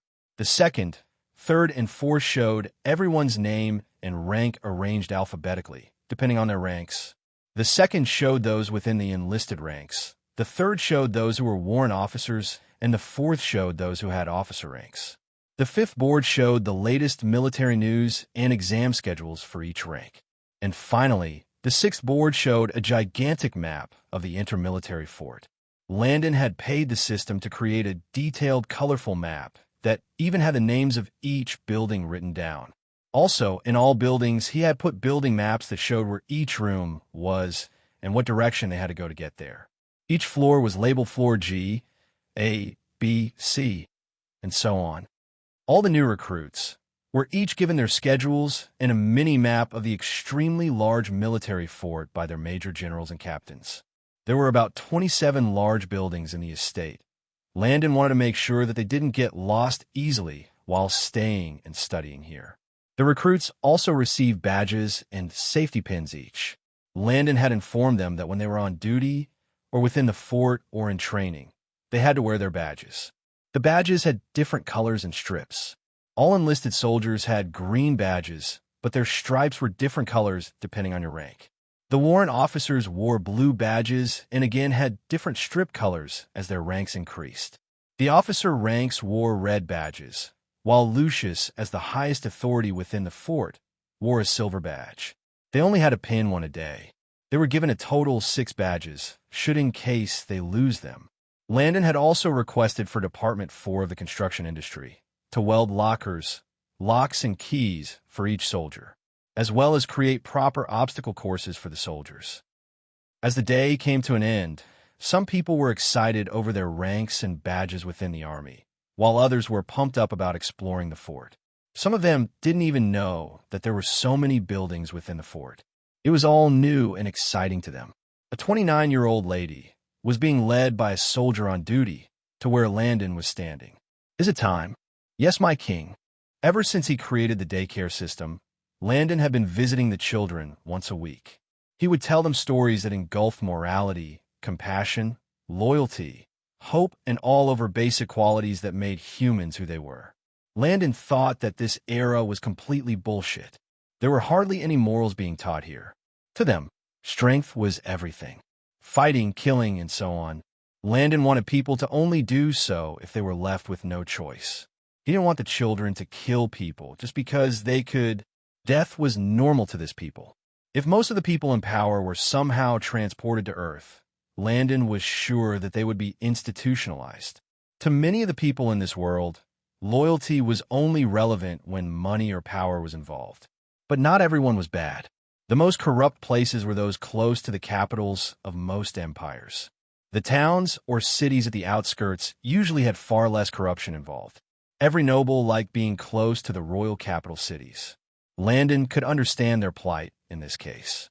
For example, back on Earth, most people would leave the countryside to go to the big city, where corrupt reigned and violence prevailed. Country people were simple-minded. They had their farms, they were kind to their neighbors, and so on. Coming back to the situation in this era, Earth was still a haven. Earth had rules that forbade open murder and physical abuse. There were some 13-year-old slaves that were already used sex toys or house pets. What the heck? This was clearly child molestation. What was wrong with this people? Those bastards needed to be locked up and beaten to a pulp. Barons did it, kings did it, rich merchants did it. This whole world should be thrown in the trash can. Throw it away. Landon had told the caretakers to treat those who were abused with extreme care. He had realized that they didn't value their lives at all. They were just like empty vessels without a soul. This world was too cruel for those without power. That's why London had made up his mind to only take slaves or refugees into Baymard. He would build a paradise that not even the so-called rich people could make. That was his vow to them. The children between the ages of 4 to 14 gathered around the largest room in the building. They sat down cross-legged and waited for the story to begin. Every week, they looked forward to Landon's stories. Thousands of years ago, in an ancient empire called China, there lived a beautiful young woman named Milan. As he told the story, the kids became very sad for Milan, as the matchmaker had confirmed that she would never be a bride. When they learned that her father was going out to war again, they became even more depressed. Landon looked at their jittery faces and smiled. Did you know what she did? The children shook their heads and leaned towards Landon in anticipation. Late that night, she made a big decision. The biggest of them all. So big, the children felt extremely anxious at this point. Even the caretakers who were listening at the back felt like they were about to die from the suspense. "Your Highness, can you please get to the point?" they thought. Landon continued his tale, all the while pretending not to see their anxious gazes. After saying a prayer to the ancestors, she used her father's old sword and cut her hair short. Then, she took her father's warrior clothes and dressed herself up like a man. Everyone gasped. A woman's hair in this era signified her youth and her beauty. Only married women could cut their hair. A young unmarried woman could braid her hair, leave it free and unbound, or butt it in buns. Milana just cut her hair while she was unmarried. And the matchmaker didn't even approve of her to be a wife yet. How was she to find a husband? Will she be unmarried forever? Plus, was it okay for a girl to be in the army? Although they knew that His Highness had recruited women to join Baymard's army, they couldn't fully understand why he did that. And now, this Mulan girl also joined the army? Weren't women supposed to just cook, sew, farm, clean the house, and take care of their children? As her parents slept, Mulan jumped on her father's horse, Khan, and took off. As Landon recited the tale, the children would exclaim or get angry as they listened. Stupid Huns. Bad Huns, bad Huns. Sniff. Sniff, poor Mulan. She's so brave. Oh no, they're surrounded. Go Mushu. I like Uncle Emperor. Wah. She found a husband. And just like that, Landon had passed 2 hours giving a detailed version of Mulan to the children. Auntie Beverly, please sit. How are the children doing? An elderly woman smiled as she sat next to Landon. She was the wife of Chief Wiggins. The first time she met Landon, she was surprised by his manner of speech. He always called those older than him seniors, aunties, or even grandpa. He was very respectful toward his seniors. People in power usually didn't care about age seniority. Money and power were the only way to show real seniority in this world. She very much liked this new king of theirs. Actually, the only people Landon never used those titles with were his knights and the workers within the industries. Landon had formed a bond with them and didn't feel the need to call them so. He was a man from Earth after all, and his family had raised him with high moral values. He couldn't just break these habits away just because he was in a new world. Plus, this was Chief Wiggins' wife. There was no way that he would ever disrespect her. Your Highness, the children are learning very fast and efficiently. We already have some bright ones in the groups as well. Some of them in Class 7, 7 years old, can already recite the timetable and write letters clearly. Those in the younger classes also know the alphabets by heart as well, she said. Good, good. What about the newcomers? Your Highness, we did as you requested. Some of the slaves have already started to look fuller compared to when they first got here. They now smile more and are starting to open up bit by bit. Soon, they would know that they are safe here, Your Highness. Landon smiled and nodded as he listened. You all have worked very hard. It's what we ought to do, Your Highness, she said while shaking her head. Oh yeah, I'm going back to the lower regions. Is there anything you want me to give Chief Wiggins?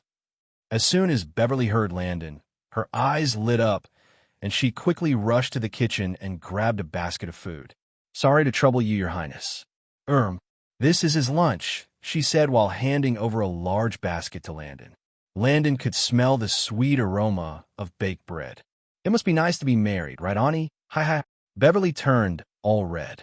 Your Highness, why must you tease me so? She said while placing both hands on her hips. Landon giggled and hurriedly walked out the door as fast as he could. Honestly, this child, she said while smiling. In her eyes, Landon was still a 15-year-old boy who was forced to act tough now and then. She smiled and looked out the window. Times have changed. Yoden Empire? Crash! Backslash. A clay vase ornament was thrown at the floor, nearly hitting the 5 shivering men who were kneeling down quietly. In their hearts, the woman before them was the incarnation of the devil. Backslash, you damn buffoons. Where are they? Backslash. No one answered here as they nervously looked at the ground.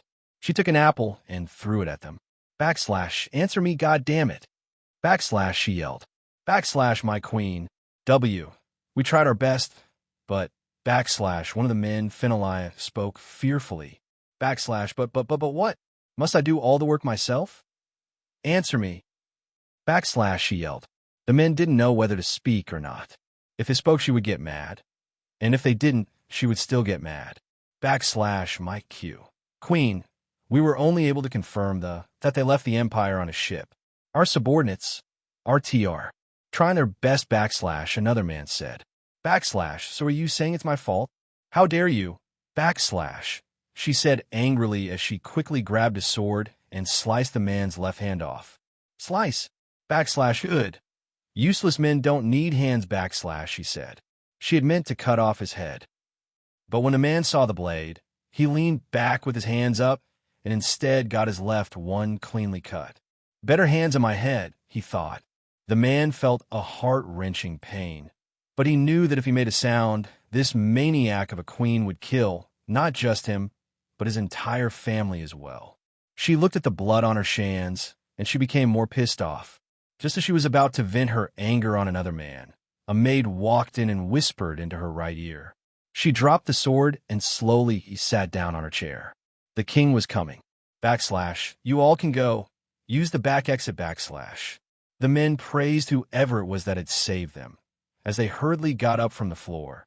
And just as they were about to leave, the devil intervened. Backslash, wait. I changed my mind.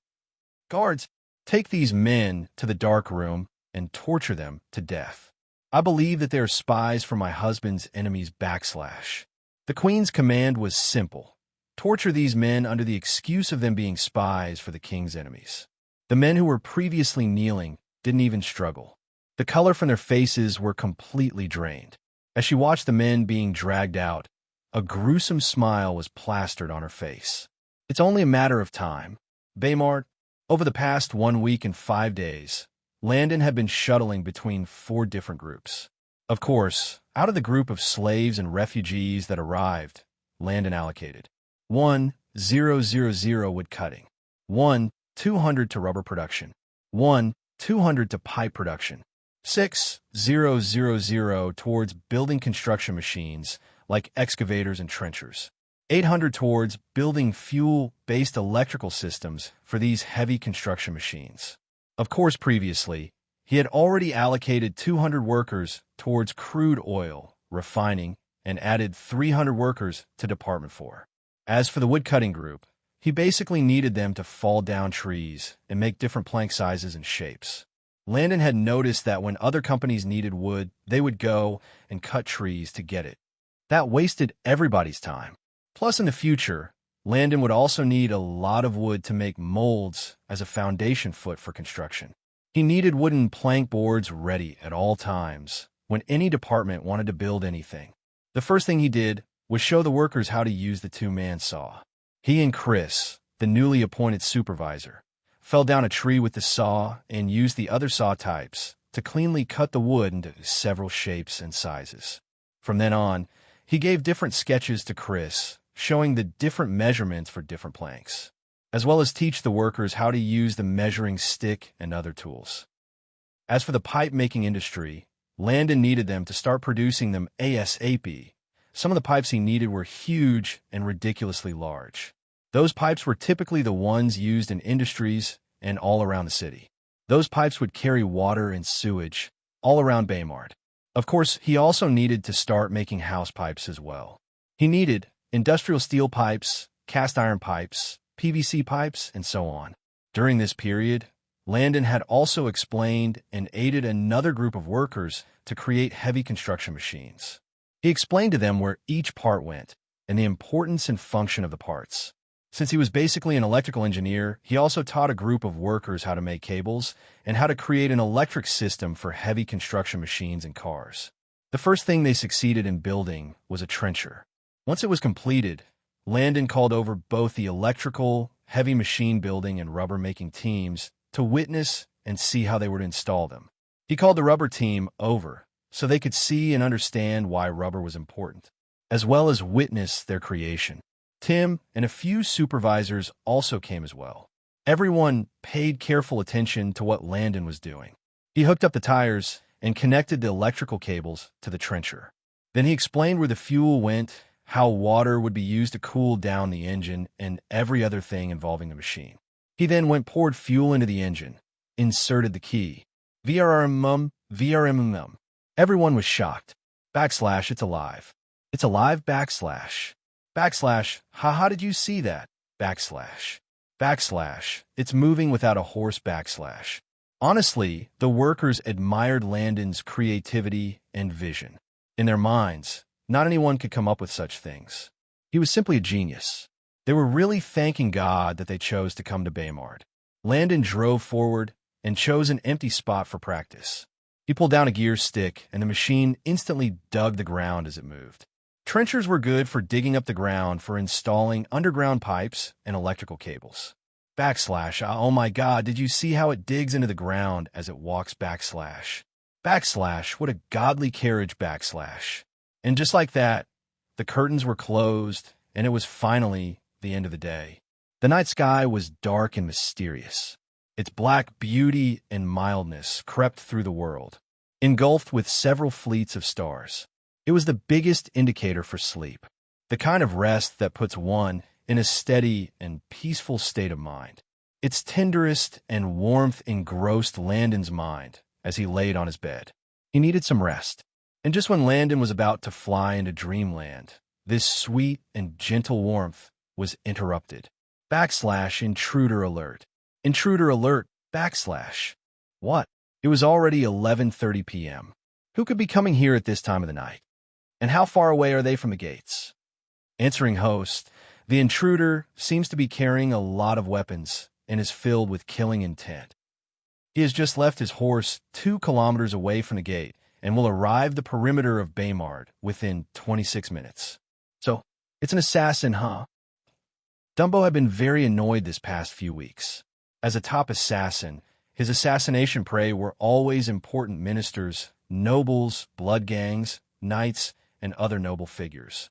But to send him to kill a weak and disowned child, who didn't even have up to 400 knights under his command, was the height of disrespect.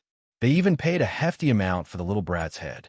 It's either they had too much money, or this was their first assassination request. At least that's what Dumbo thought. Just who do they think he was? He was the 5th best assassin in the Empire. Out of millions of people, he was the 5th. He had been trained and properly brought up by a former assassin. He knew all the tricks and ways to kill, torture, and people. He had never failed at any mission assigned to him. For a city lord of a tiny city to call him and dare insult him like this was the highest form of disrespect he had ever gotten as an assassin. It was a rule of thumb that he would only accept challenging and dangerous missions. Just how is this one of those missions? He had used close to 2 months to rush down here to get the job done. He didn't even put Landon in his eyes. That was why he decided that he would kill a patrol guard, switch clothes, so as to sneak into Baymard. But what Dumbo didn't know was that in the eyes of Baron Rogers, his mission was a deadly one. If the king gets wind of what he had done while in Baymard, only death awaited him and his family. He had already made up his mind that after killing Landon, he would kill City Lord Shannon and Baron Rogers as well. This was their punishment, heavily insulted his dignity. From the information they gave him and what he had gathered, it was said that Baymard lacked any potential threat to him. He had heard that all the soldiers were the worst in the Empire, and that Landon was bedridden with illness. Many people testified that when he left the capital, his complexion was so pale and blue that one could death calling onto him. From what he gathered, his only threat would be Commander Lucius. Nobody really knew why the commander had quite his position in the capital. Some claimed that he was Landon's biological father, while others said he was fired due to illicit actions with Landon's mother. So overall, everything he knew about this mission really ticked him off. It seemed like a bore. What a waste of time, he thought. Dumbo was walking stealthily by the perimeter of the forest, as he didn't dare to move further into it. It would be funny if he was suddenly attacked by wild animals while on a mission. Only 7 minutes left before he could reach the empty fields. In truth, at the front of the gate was a large empty field that resembled a large football field. The forest only began after the field. Since the night was pitch black, Dumbo had planned to crawl across the field until he was close to one of the patrolling guards. Then he would make his move. Suddenly, three blades attacked him from behind. With his training, he could easily sense the killing intent from the blades.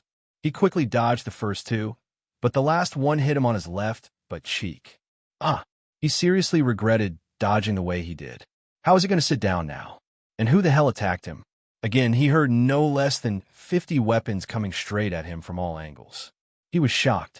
Did the banished prince have a powerful force backing him? Dumbo tried to dodge them, but it was to no avail. More than 12 of those knives pierced through his body violently. Who are you? Dumbo asked. Who I am is not important. What's important is that you're trying to take my prey.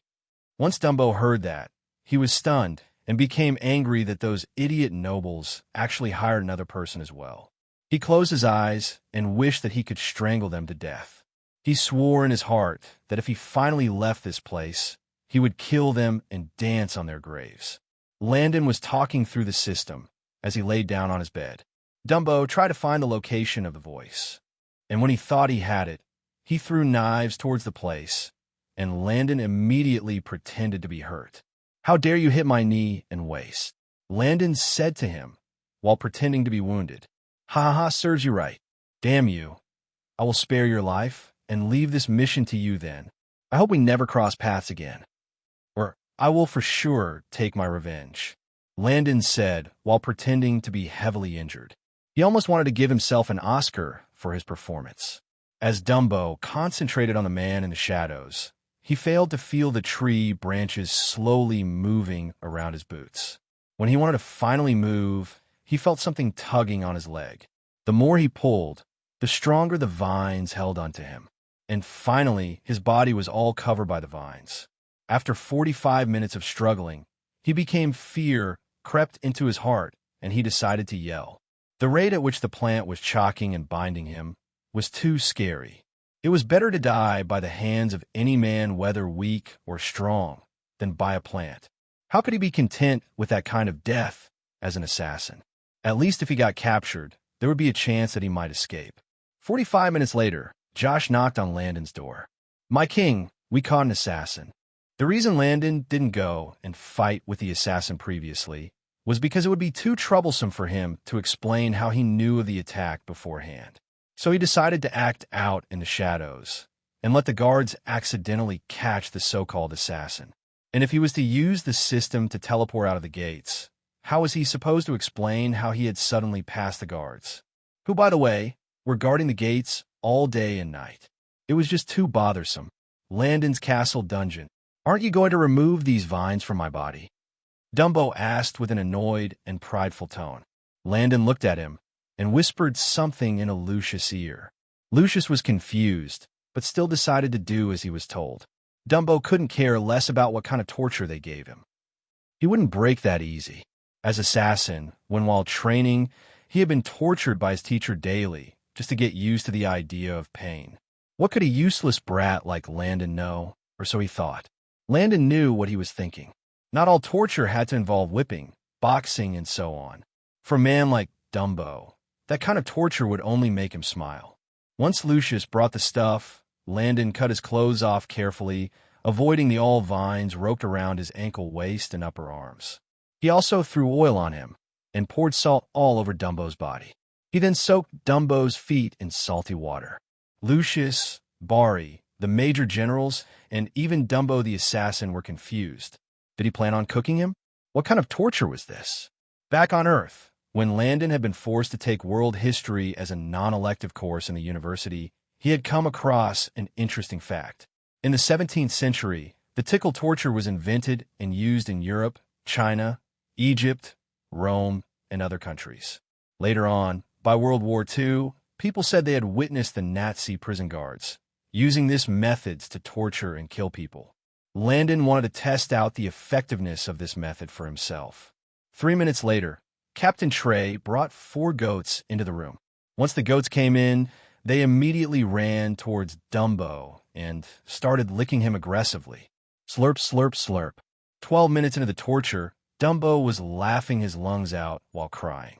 Continuous laughter can cause the body to go into cardiac arrest or asphyxia. Asterisk cardiac arrest equals sudden loss of blood flow. Asterisk asphyxia equals lack of sufficient oxygen to the body due to abnormal breathing. As the torture went on, Dumbo felt hard to breath, and his body kept aching with pain all over. "Please. Ha. Please. Ha ha, st. St. Ha. Stop. I'll tell you. Ha, whatever ha. You want to know?" Dumbo begged while crying. Everyone in the room was confused. Was it really that painful? He looked like he was laughing his life out. When did Landon actually torture him? Dumbo, on the other hand, swore that if he had the chance, he would kill Landon. This disgrace and humiliation was too much. Landon felt his killing intent and smiled. He had the men hold the hungry goats while he walked closer to Dumbo. "Speak, who are they?" "Free me first, then I'll tell you," Dumbo said while struggling to breathe. "Do you really think that I don't know who is trying to kill me? Wasn't it the Baron?" In truth, Landon had no clue of who it could be. But after accessing the situation more, he had canceled out his entire royal family. After they had successfully poisoned him with a poison, there was no way that they would still hire an assassin all the way from the capital, just so they could kill him. His siblings would definitely feel that it would be wasteful to use an assassin on him. They saw him as trash, dirt, vermin. To them, he wasn't even worthy of having their attention. But the city lord and barons were a different matter. He was sure that it was one of the barons because on his way here he had heard that the king had ordered the city lord to move back to the capital. He knew that this assassination attempt could only stem from greed. Right now, Landon was just probing Dumbo to see if he would show any reaction to it being a baron.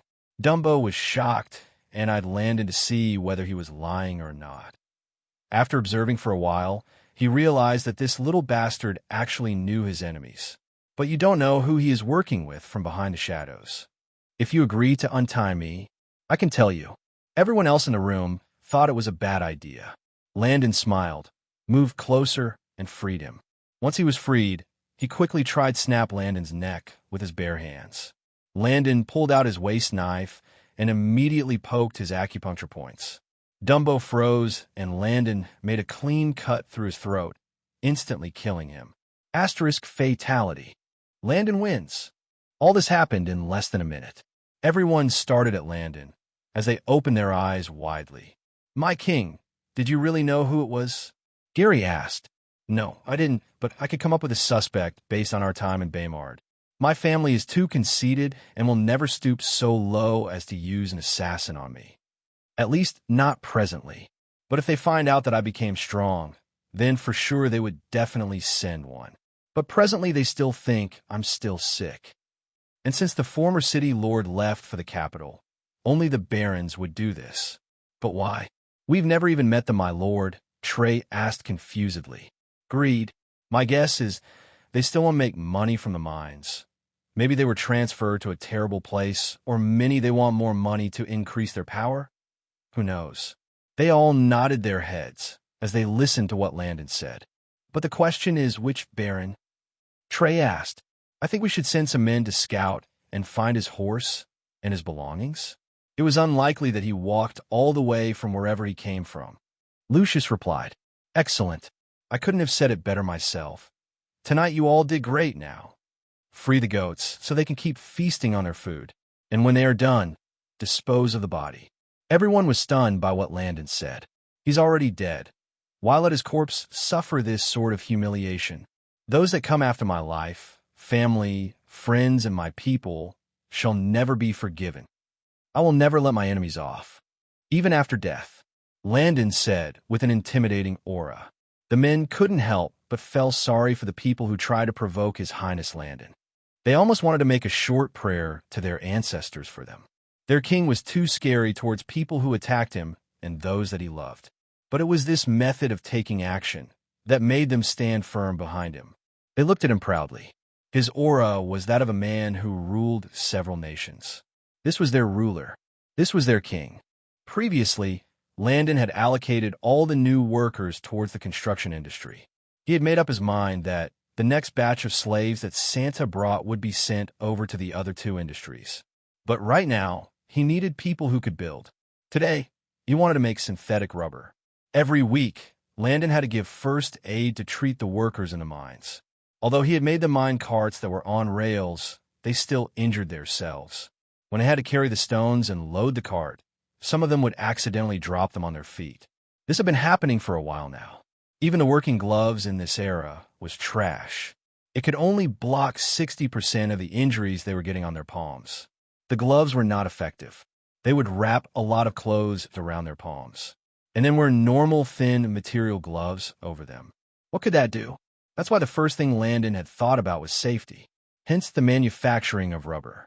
Back on Earth, 90% of products had rubber in them. From bicycle handles to housing and pipe insulation, school stamps. Heck, even toothbrushes were made from rubber. There is no way that he would allow the scientists in the lab to keep working without gloves or other protective gear. For now, they hadn't touched any corrosive substances. But what about the future? Was he going to let their skin burn? He needed to make thick rubber boots, rubber gloves, earmuffs, eye shields, and even helmets. In fact, Landon didn't believe that anyone could start building an advanced empire without any safety gear. This shit. This wasn't a wuxia novel. They were real people who could die at any time. Plus, previously, there was no doctor or nurse available. The people used to just wash the wounds with water and tie it with a piece of clothing. Landon took up the duty as an industry nurse and gave them first aid treatment whenever they were injured. Due to the system's first reward about farming and crops, Landon knew what herbs were medicinal to their injuries. Now that there were 7 doctors and 14 nurses, Landon had assigned each doctor with 2 nurses. He assigned each doctor to different stations. 3 for the 3 industries in the lower region, 1 for the military, 1 for the school, and 2 would remain at a new estate which Landon had given as a hospital. While they were on duty, they read the chemistry and mathematics textbooks that His Highness gave them. Landon wanted them to start understanding things like matter, reactions, and so on. Chemistry and math were used in every profession. They needed to know about ions, protons, and so on. The human body has over 100 chemical reactions happening at once. They needed to know about reversible and irreversible reactions, metabolism, and so on. Even drug making and pharmaceuticals dealt with a lot of chemistry and math. He wanted to prepare them for when he would finally teach them new techniques and give them biology textbooks. That would be once he got his reward from the system. Even if he was rewarded today by the system, Landon wouldn't teach them anything unless they studied these ones first. With other departments, they could learn on the job quickly, but this one dealt with human life and health. He wasn't going to teach them how to perform surgeries if they couldn't understand the basics. The nurses also have to learn as well. They should be able to identify drugs and medicine, as well as administer the treatment with syringes and so on. They could also do surgeries as well. They assisted the doctors within the surgery room, so they too had to know what was being done. What if the doctor was a quack and was about to inject poison into someone's bloodstream? Were they just supposed to watch? Now, it was their bound duty to know whatever is done to the patient. In fact, Landon had made up his mind that when he finally taught them everything, they would have to make an oath towards their profession and Baymard. He wasn't taking any chances. Oaths in this era were sacred and holy. It was the highest form of loyalty one could place. With the help of the doctors, Landon was able to let go of nursing duties for the lower region and around Baymard. Tim, are all the equipments and vessels built? It had been a week and 3 days since Landon had asked him to create these vessels. On the same day that he had asked the system to get crude oil, he had asked him to start construction immediately. Yes, Your Highness, it's completed. Good. Get 1,200 people from a new workers in Department 4, and let them fill the first tank with petroleum oil. No problem, Your Highness, Tim replied and made his way out. Once they had filled up the tank, Landon decided to start. Landon and the assigned workers refined a mixture of petroleum oil, coal, and the solvent hexane. They piped the ingredients through 3 columns to boil off any residual water, essentially purifying them. Then, they combined and refined them with a catalyst. And after a while, synthetic rubber was produced. Tim and the workers looked at the white milky product and wondered what could be made from them. Once the first set was produced, Landon showed them how to store and handle the products. Tim, all 2,000 workers will stay here to make these products, Landon said as he handed over the ton of papers to Tim. I will show you what to do and how to use the other equipments to produce the products. Different rubber products needed different chemicals to be added to them. There were 5 major chemicals needed for all different rubber products. So Landon had the storage tank of the milky liquid rubber connected to 5 outlet pipes as well. The outlets would lead to different stations within the rubber department. Landon decided to start with one of the most difficult products, rubber tires, preferably construction machine tires. Landon manually opened the valve for the pipeline between his station and the storage tank. Soon, the creamy liquid rubber and headed towards the tank next to him. Once he felt like he had enough, he closed the valve. Landon then added silica, bis, triethoxylipropyl, and carbon black to the creamy rubber. Landon had built a steam/water mixer tank that would constantly mix anything, provided water is used as its fuel. He then added water to the mixer engine, and after a while, it started stirring the materials in the tank vigorously. The mixer head resembled egg beaters. These mixers should never be turned off unless there was nothing in the tank. So Landon decided to have the men pour water every 3 hours. Once the mixture was uniform, Landon opened another valve that allowed the creamy mixture to flow towards another boiler tank, where another solvent mixture and water were added. As he boiled off the solvent, the rubbers started forming tiny balls that were the size of beans. Once the solvent had completely evaporated, all that was left was water and bean-sized white balls. He then sent the products to another vessel, which acted as a filter. And finally, the rubber was sent to a steam compressor to completely dry down. Now the rubber looked like soft rice balls. Landon had the men form bales of tire, synthetic rubber. He then took out one of those bales, reheated it, and used polychloroprene and other chemicals to completely vulcanize it. After creating a mold for the tire, he poured the vulcanized rubber in a mold and allowed it to cool down for 4 hours. While it was cooling down, he showed them how to make other rubber materials. And by the end of the day, Landon had made 4 pair of gloves, a pair of rubber boots, and 1 gigantic tire. He had also made a lot of dry bales for each rubber product. Now, he could safely progress with his plans. Carrie took the letter from her most trusted knight, Killian, and opened it slowly. The dark-haired knight stood at her side, waiting for further instructions. Carrie looked at the document and smiled. Everything was going according to plan. Carrie was Eli's blood sister. She and her mom had been working hard to keep her brother as the crown prince. She had been given a large estate in the capital, with 5,000 knights under her command. Lately, her half-brothers had been trying to push their father into choosing one of them in Eli's place. She had also been fighting with her sister on the low. That bitch was too cunning. Jeanette had been her biggest nemesis ever since she could remember. The bitch would badmouth her to her father, while using the whole White Lotus act to garner pity. Everyone always thought that she was the one who always bullied Jeanette. That bitch had turned her into a villain in front of the entire empire. Jeanette was her second mother's daughter. She is the first wife's daughter, had more access and privileges than Jeanette. This led to a power struggle between the two. And now, the bitch joined hands with her other half-siblings to kill Eli. When her brother had informed her of the assassination attempt and the Jeanette's sudden visit, she was fuming mad. How dare they? Since they wanted to do things the hard way, then she would just have to play along with them. Wasn't she a villain? In that case, it was time for her to act her part, so as not to disappoint them. Killian, yes, princess. Let's go see our dear ministers, shall we?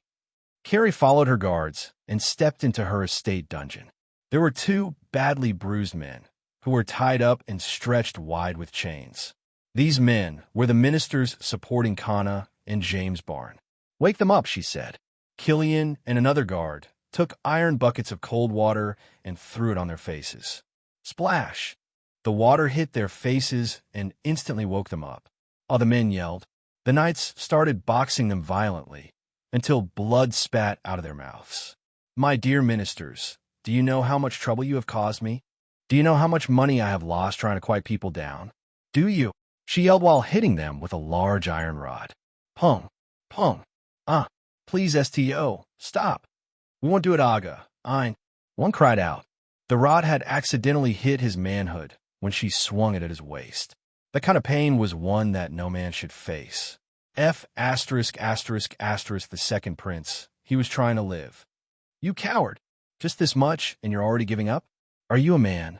The another one said, while catching his breath. Carrie looked at him and smiled. She gently put down her rod and walked over to him. Then she held his chin with her palms and massaged it. Men like you are rare. You're loyal, strong, and so manly. Too bad you chose the wrong side. Killian, bring the tools. Carrie walked to the other one and smiled. He's right, you know. Just this much, and you want to give up on your prince? TSK. You know, what I hate the most are cowards. The man's face was completely pale now, and he was shaking like a leaf. I'm going to enjoy killing you, she said with a seductive smile on her face. When everything was brought, she started cutting their fingers and toes, one by one. "Ah, please, I'm begging you. Stop," the first man cried. He had tears, snot, and swear all over his face. Truly pathetic. Honestly, Carrie admired the second one. No matter what she did, he didn't even let out a sound. Too bad he was the enemy. She later continued by dislocating their arms and legs. At this point, the first man died. The pain was too unbearable for him, and his heart gave out. The only thing he thought about in his last moments were his wife and son. The second man was still alive, but barely holding on. When Carrie was finally about to cut his head off, he mustered up all the saliva left within him and spat it on her eyes. "Pooh! Go to hell, bitch!"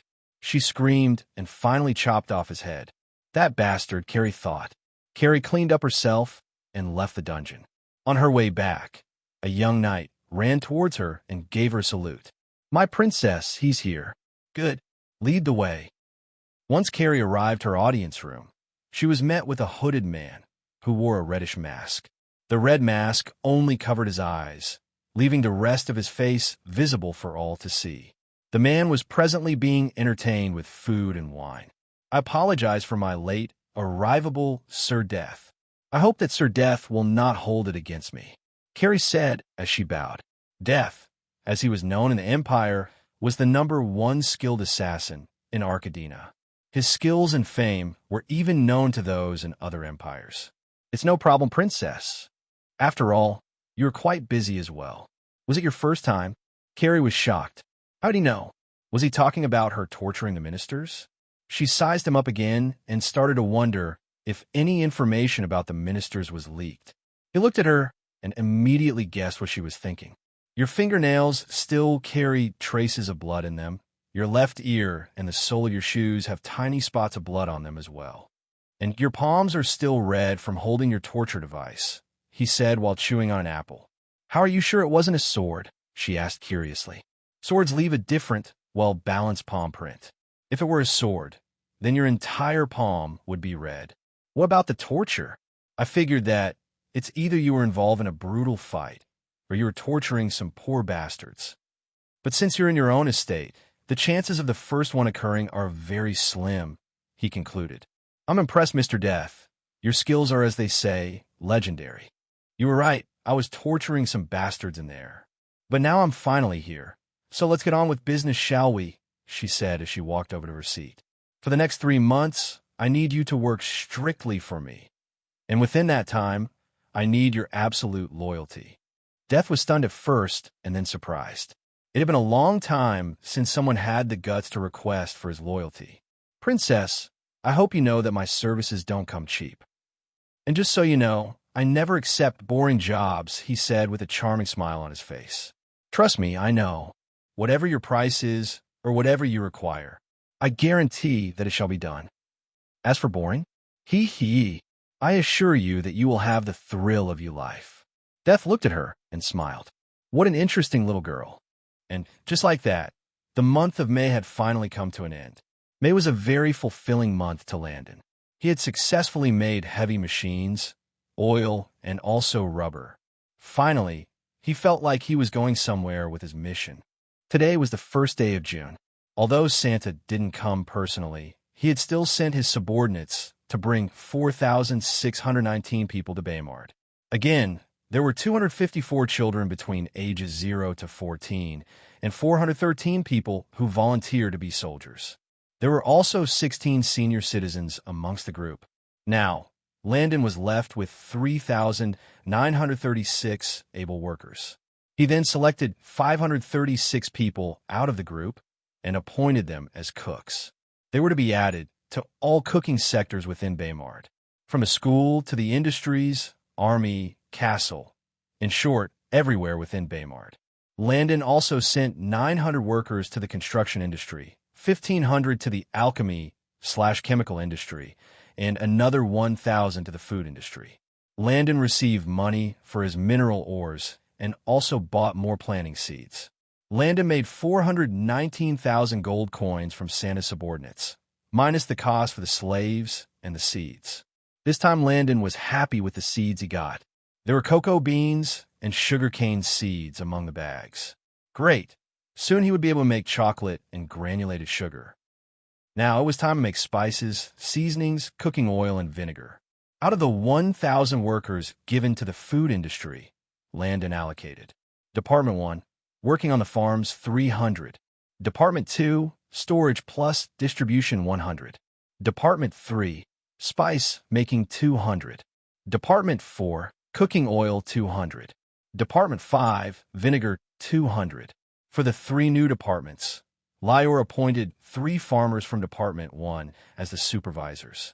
Today, Landon had decided to start making various kinds of spices. Landon had the workers tie their hair with rubber bands and hair wraps, as well as wear gloves, safety shoes, mouth and nose masks, eye goggles, and clean aprons. They started by cutting the peppers, garlics, gingers, onions, turmeric, and so on into tiny pieces. When they were done, they opened up the kiln and filled all 20 layers with 13 trays of the all-cut pieces in each layer. A kiln was just a giant industrial oven. Since there were over 5 kilns available, Landon asked the workers to continue cutting until they fill the other kilns. Your Highness, so one batch would take 2 days to dry on low heat, Lior asked while looking at all the papers that Landon had given him. They showed the detailed procedures for making different spices, as well as how to mix and create the seasonings, vinegar, and cooking oil. Correct. You and the workers would have to continue the process 3 days later, as well as creating different seasonings, vinegar, and cooking oil. If you come across any issues, you can always look for me. Rest assured, Our Highness, it shall be done, Lior said while nodding his head proudly. I trust your capabilities, Landon said with a smile. Lior pursed his lips and looked at Landon eagerly. Your Highness, I just have one question, Lior said. Landon was also curious as to what could have brought about the immediate change to his personality. Chief Lior, you can ask me anything, no matter what it is, Landon said with a reassuring smile. Do you know how to build a house made entirely of food?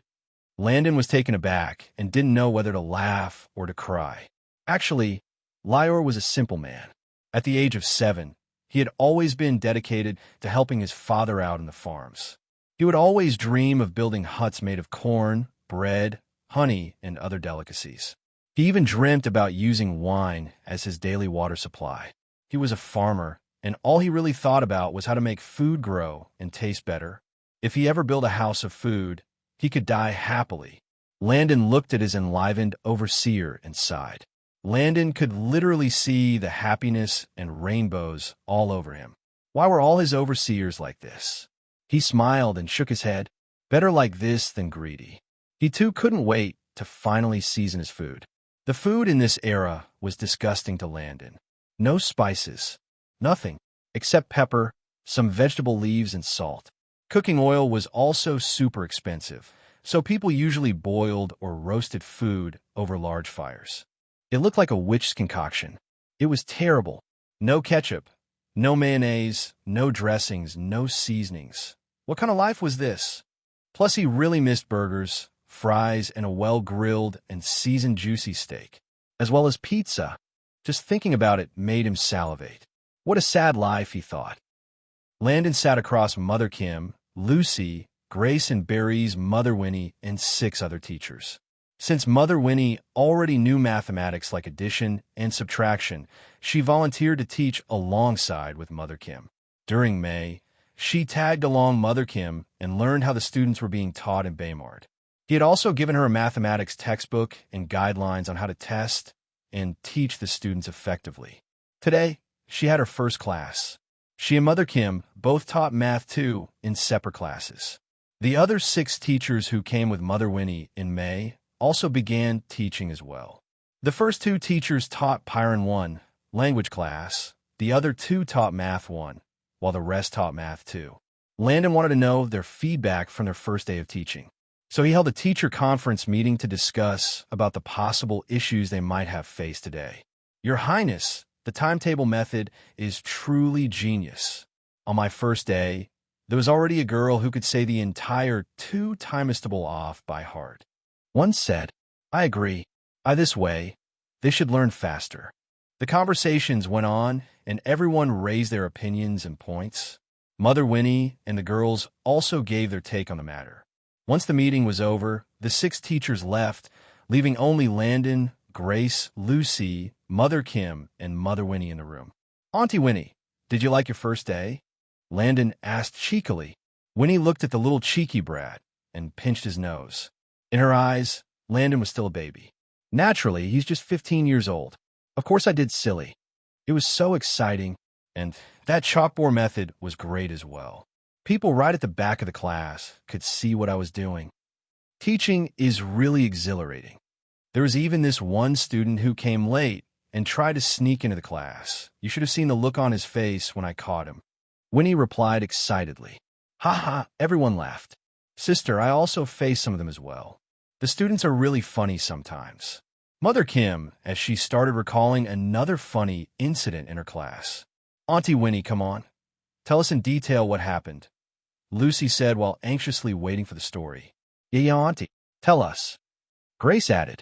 Landon smiled as he watched and listened to Winnie's hilarious narration.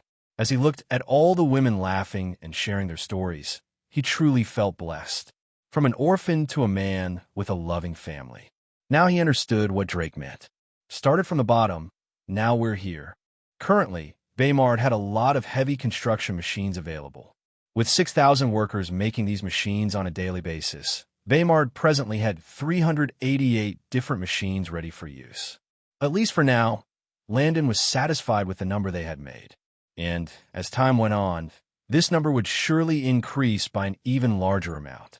For construction and mining, Baymard had 26 bulldozers, 14 track-type bulldozers, 43 excavators types, including trenchers, 40 loading trucks, dump trucks, 14 road graders, 16 scrappers, 11 lowboys, 13 forklifts, 37 pipe layer vehicles, drain layer, 29 road pavers, 8 slip-form pavers, 8 lift cables, 2 cranes, 7 street sweepers, 3 reach stackers, 6 tunnel boring machines, 4 wood cutting, 12 feller bunchers, 7 wheel forwarders, and finally, for agriculture, Baymard had 11 harvesters, 15 farm trucks, 10 balers, 16 reapers, 4 agricultural roller machines, 9 planters, 9 manure spreaders, 8 sprayers, 7 swathers, 3 grain trucks, 8 farm loaders, 4 telescopic handlers. Landon had created the farming machines because he didn't want the workers to be out on the fields by wintertime. Back on Earth, farmers would use tractors and other machines to harvest and roll the soil during winter. The farmland in Baymard was too big and wide to cover up. It was bigger than most plantations back on Earth. During winter, he wanted the workers to sit in the machines and work. He couldn't afford for them to go out in that weather and start picking up food or fruits with their hands. That was just wrong. That's why he made harvesters, planters, and sow. Some of those machines could work on up to 24 farm beds in one sweep. The same thought process went for the miners. Now that he had built these heavy machines, they could use the excavators and other machines to dig out the ores from the mines. He couldn't possibly allow them to continue using pickaxes during the winter. And some of these equipments could be shared with other departments, like excavators, which is used for digging. Some of these machines could also be used by both the food and construction industry. The chemistry/alchemy industry also needed trucks, loaders, and so on to move their products and chemicals from place to place. These equipments were for everyone. That's also why he decided to use this month to start driving lessons. For the entire month of June, Landon had decided to make a schedule to teach 2 times a day. Of course, they still had to attend their math and language classes daily. That's why he made 2 sessions a day. Plus, it wasn't compulsory. Expect on their days off. People could attend it once a week or twice a week if they liked. Those who have evening shifts can join any of the morning shift sessions, and vice versa for those with morning schedules. Those that have their off days could come and spend an entire day learning and driving. It was really up to them. Landon had decided to have 15 people for one session. So in a day, he would be teaching 30 people. He also decided that those who were proficient enough in driving could come to class and teach new people as well. This way, everyone would learn how to use the machines faster. The overseers and the supervisors would also join him in teaching the workers. Landon didn't want all the overseers and supervisors to be out at once, so he created a teaching schedule for them. Basically, 9 people, including himself, would teach the workers how to drive on a daily basis. So a day, the workers would have access to 18 driving classes. Once the first trencher was made last month, Landon had been teaching the overseers and supervisors how to use the machines designated for their departments. To make things easier, Landon decided that each of the overseers and supervisors would only teach those within their departments. He couldn't very well tell the alchemy supervisors to teach the construction workers how to use a paver, could he? As for him, he would teach all departments. On day 1, he could teach the construction industry. Day 2 would be food industry, and so on. This way, he wouldn't have to move up and down the place a lot. If today was the day for teaching the food industry workers, Landon would take the machines to the farms for an entire day. He would spend time there, showing them how it's done. If he were teaching the construction workers, he would take them to a site and show them how to use the machines for digging and so on. He also decided to give the mining and wood cutting departments separate days as well. The same thought process went for the alchemy industry. Today was his first driving lesson aimed at teaching the construction workers. Randy was a slave that had come from Corona a while back. Ever since he came to Baymard, he had been so shocked and impressed by how many things they had built. He now had a better understanding of what chemistry was about, and now knew how to properly measure lengths and other dimensions. Last month, their new king had assisted them in creating this gigantic carriages. No.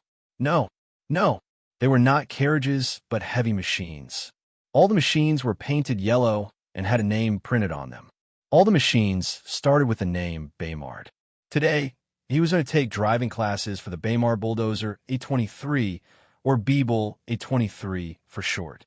After Landon had explained the basic safety functions involved with the machine, he showed them what each panel, wheel gears and buttons did. Now it was time to drive.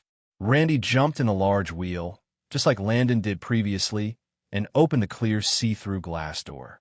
Once he strapped his waist seatbelt and inserted the key and turned the ignition key beyond the on position. Peep! A very low sound came from the interior of the car. Randy started getting really excited. He remembered that Landon said that the engine would need time to start. 30 seconds later, he was good to go. He looked outside his window and also saw all his driving classmates in their own bulldozers. How exciting, everyone thought. He looked at his full fuel tank and nodded. His Highness said that it was important to always make sure that it never went below 30% full.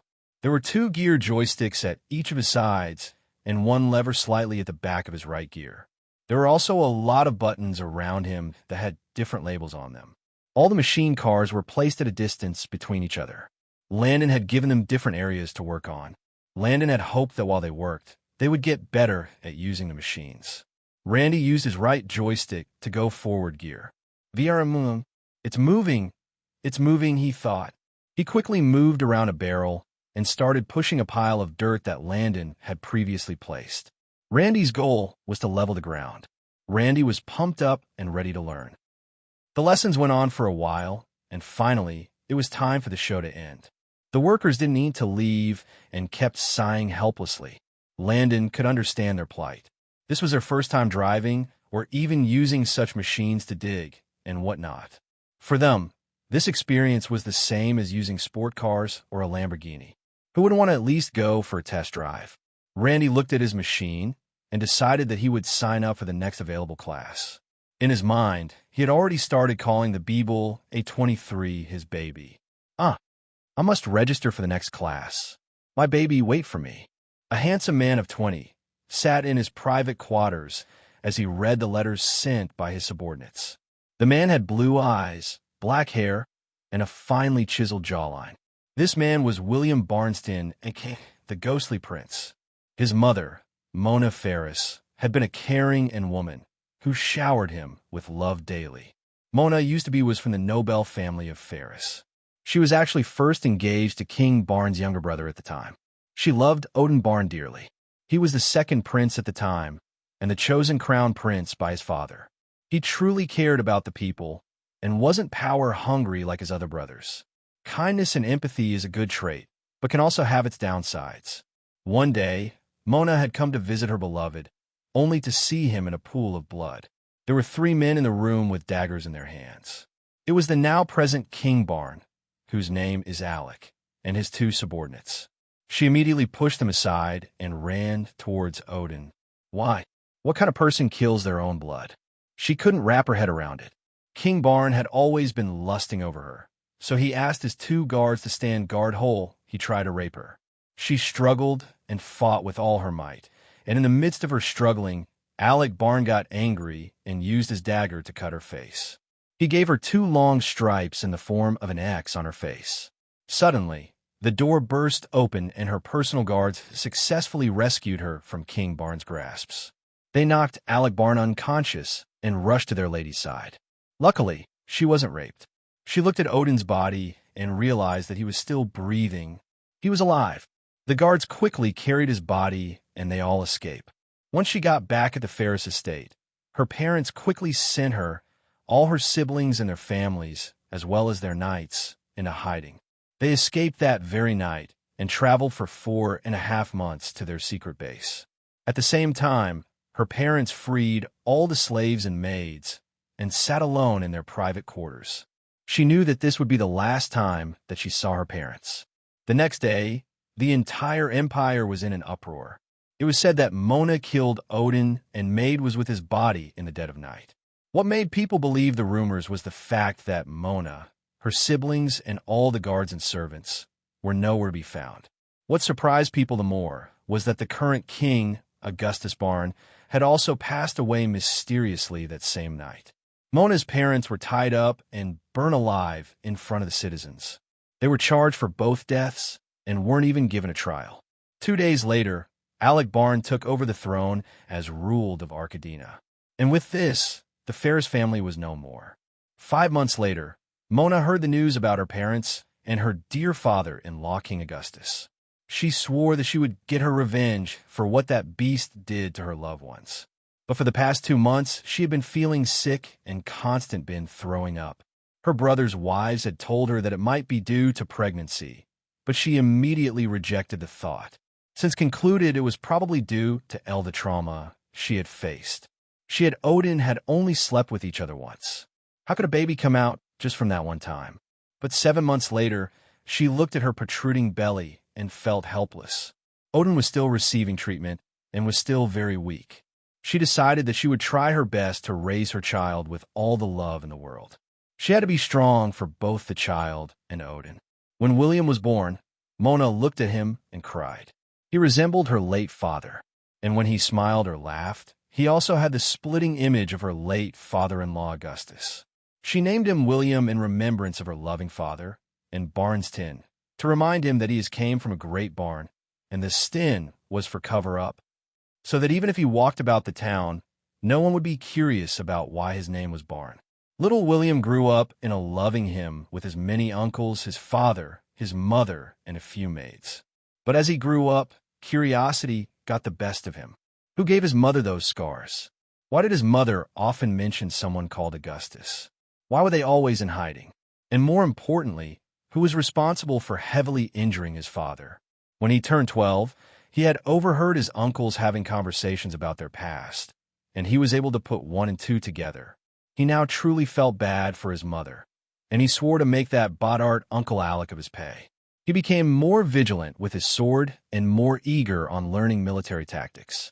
When he was 15, he walked up to his father, mother, and uncles, requesting for the truth. Odin and Mona had given up on revenge long ago because of William. This kind of burden was too great for him to carry alone. This was the current king they were talking about. It wasn't going to be easy to kill him. Father, mother, I will do this whether you all like it or not. I want you all and everyone to be free. I want you all to be able to walk about without disguising or hiding yourselves.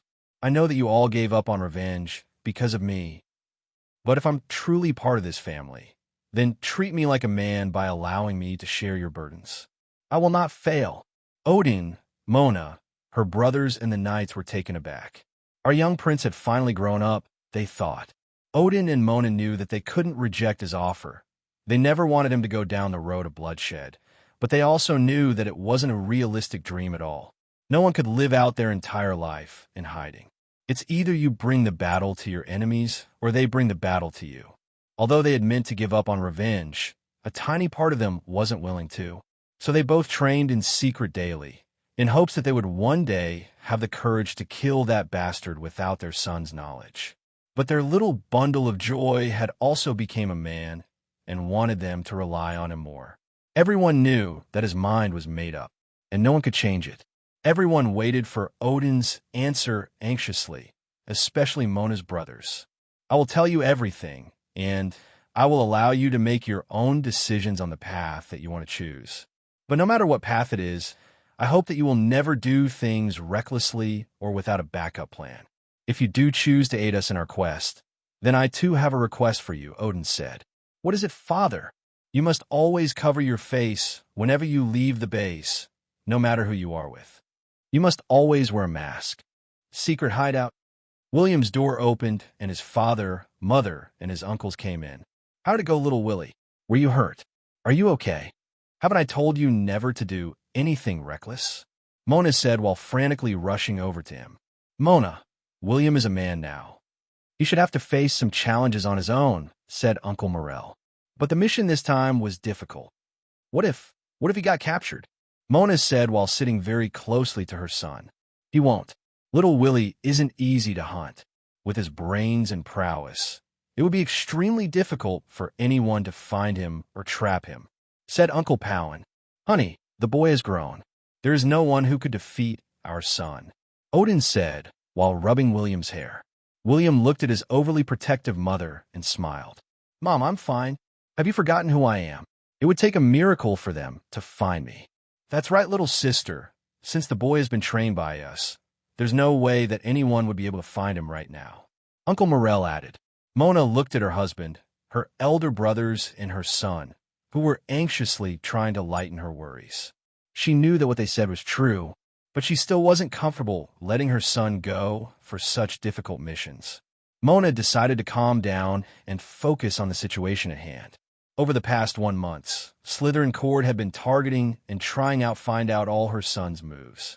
A while ago, he had attempted to find William, but for some reason, he decided to stop his search. Now, he resurfaced again with the same goal. With her spies all over the Empire, Mona was finally able to get facts about who he was and who he was actually working with. Mona knew that William wanted to sit on the throne, so she and the family could finally be able to live freely. She knew that it would likely be her son that took King Barn's head. But the information she got about King Barn's children were all shocking. All of them wanted their father dead. Ha ha ha. Karma was a B*********. That's what he deserves for all the wrongs that he had done. The only person who didn't seem to care about the Empire was his last son, Landon. At first, Mona thought that maybe Landon hid pretty well. But after reading Landon's information properly, she could clearly understand the thought process of both Landon, the old Landon, and Mother Kim. She had discovered that both individuals seemed to want a quiet and peaceful life far away from the capital. They had been longing for a life filled with easiness and happiness. Although they were treated poorly, they never truly had deep hate for the royal family. So they were likely not interested in taking up kingship. Mona couldn't see Landon as a ruler at all. Throughout the years they were in the capital, Mona had been sending her spies to integrate with those in the palace. One was even a maid, who asked the old Landon what he truly wanted. And Landon's only answer was a peaceful life far away from the capital. The child just wanted to take care of his mother in a safe place.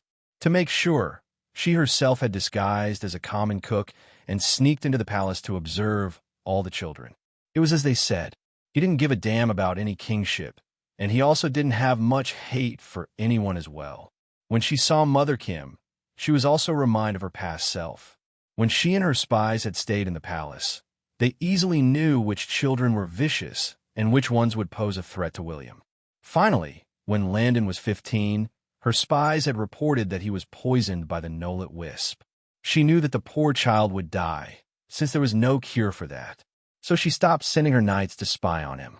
She decided to let his remaining days or months in this world free and peaceful. Plus, it would be such a hassle to get her spies over to Baymard. Although she had a lot of spies, most of them worked only in the south, west AMD central of the Arcadina. She had no spies towards the east or north. Mona's base was in the west, while Baymard was in the east. It would take 8 months in good weather and over 1 year in bad weather for her or her people to get there from the west. It was such a hassle, and they needed more men in the central region monitoring the royal family. All the cities given to the princes were either around south or central Arcadina. The south was closer to the Deiferous borders, so in case of any wars with those people, the princes could make their way over there and fight. Now, she realized that Prince Eli might have gotten information about William from Slytherin Court. Damn! The funny thing was that Eli had not released any information on William. He had instead put a cap on William's identity. After torturing one of Slytherin's men, Mona found out that the little prince planned to kill her son in silence, so no one would ever know about his existence. He felt threatened by William. Since he wanted to kill her son, there was no way that she would let him live. But she didn't want to kill him just yet. Since he and his siblings had planned to kill each other in King Barn, she decided to watch the play unfold from her hiding place. She knew that it was only a matter of time before that bastard of a king dies. She truly wished that she would be there to watch him fall into despair. She really wanted to watch the whole ordeal and spit on his face. For Augustus, her parents, her son, her brothers, her knights, and herself. But she also knew that one impulsive move from her side would ruin the future for all her loved ones. Right now, she was just waiting patiently to see who could make it to the finish line. Whoever it was would die if they didn't concede the throne to William. Odin was really hurt by his brother. He had always loved his brother and thought that his brother loved him too. He never saw that betrayal coming. And to top it all off, Alec had the guts to kill their father too. How could he kill their father? Their father had worked hard for the Empire and was seen as a fair and just ruler to all. Odin's revenge was for his father, his wife, and her family, and most importantly, his freedom. The reason he demanded that William wore a mask was because William looked exactly like him. He looked like a barn. Anyone who got a glimpse of him would be able to guess who he was. But the funny thing was that those who saw him thought that he was Alec Barnes' bastarded son. Odin had always made sure that William had at least 3 spare masks within his possessions whenever he was on the move. Has that bastard taken the bait? Odin asked. Naturally, for what we gathered, this Slytherin fellow is making his way to Binkong City as we speak. Uncle Powen replied with a smile on his face. Good. Truly a little fish in a big pond. Now, it was time to head on over to the chemistry industry. This was mid-second week of June. On the first day of June, Landon had given the alchemy department several tasks to complete on their own. Today was the deadline for him to inspect the products. Landon had created new departments that had a mixture of both new and old workers. With the work experience of the old workers, Landon was sure that the new workers would easily learn and complete the projects given to them. He had previously opened 3 departments within the alchemy industry. Plastic, Black Small Square Manufacturing, 100. Black Small Square Plastic Molding, 400. Ink, Black Small Square Production, 100. Black Small Square Ink Whiting Material Production, 300. Paper, Black Small Square Manufacturing, 200. Black Small Square Exercise Book Making, 300. Up until now, Landon had always been there in every major production process. Landon knew that for his overseers, supervisors, and workers to grow, they needed to do things on their own. This way, they could better their skills and increase their knowledge steadily. If they made mistakes during the process, they could just try again later. Landon had given them a detailed descriptions of the entire process, as well as all the safety hazards involved with the process.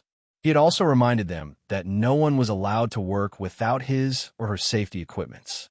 Of course, he was going to tell them how to make all these products.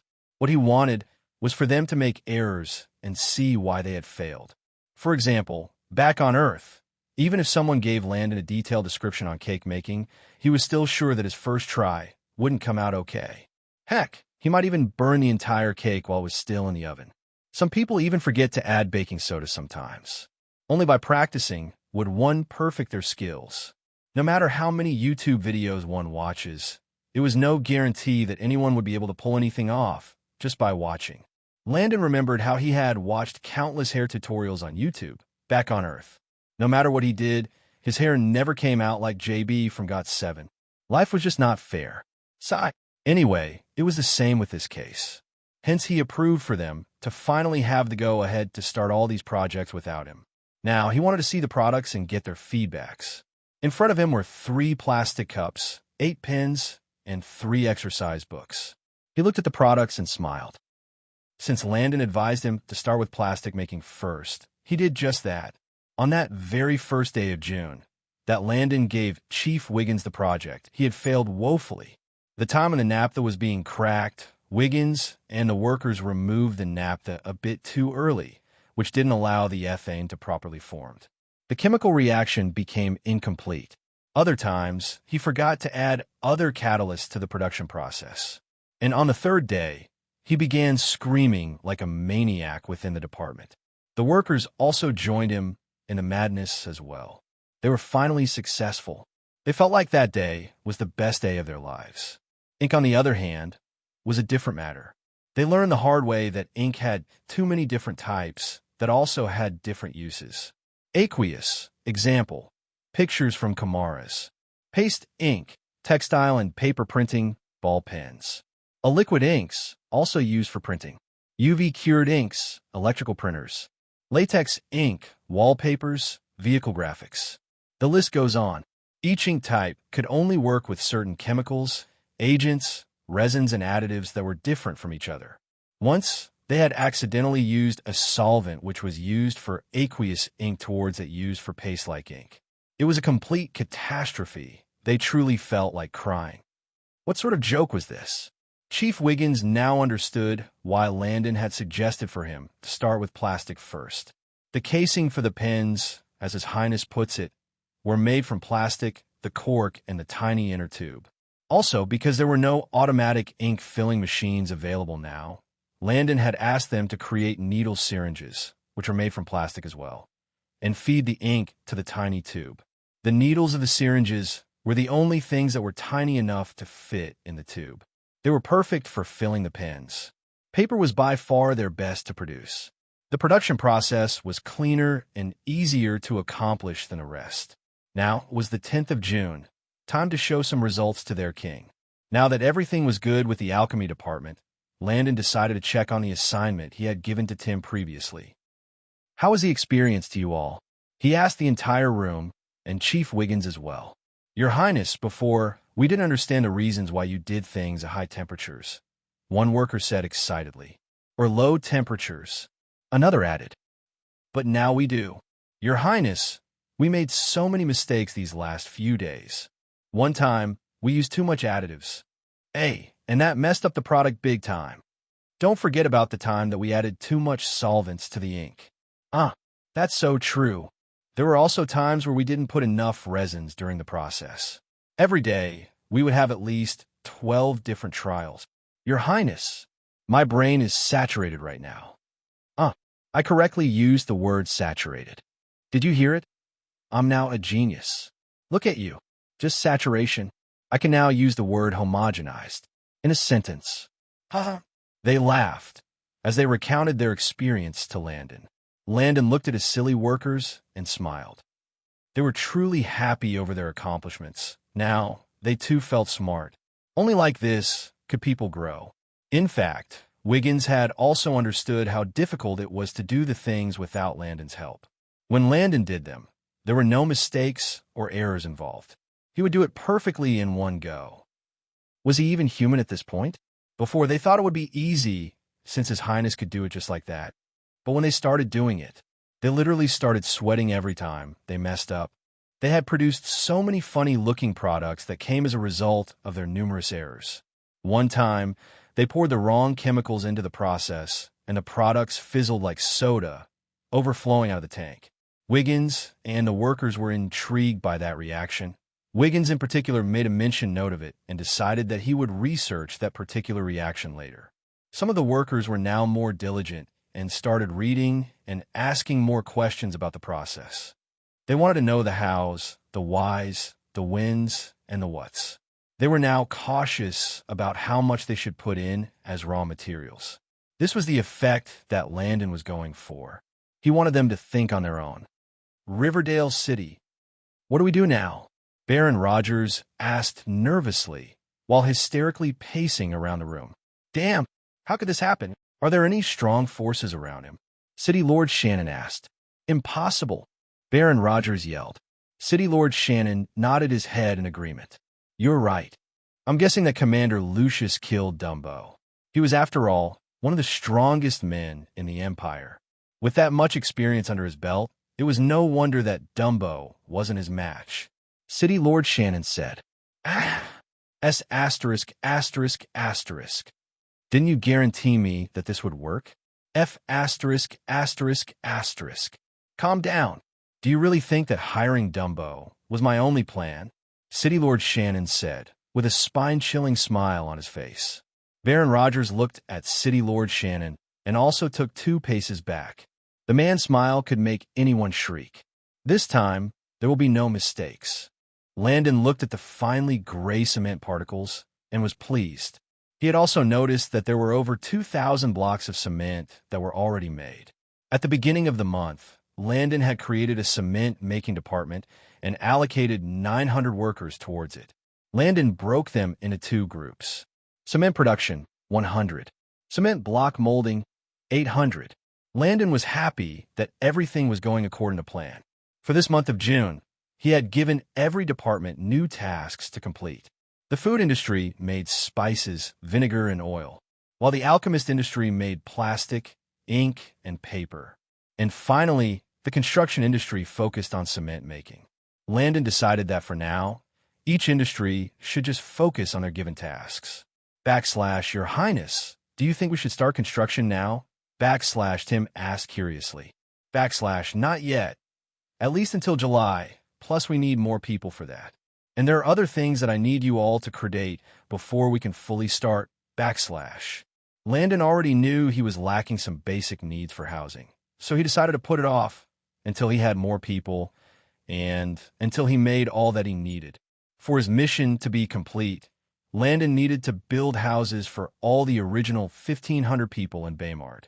Once he housed them all, that he could finally pass this phase and unlock the medical reward from the system.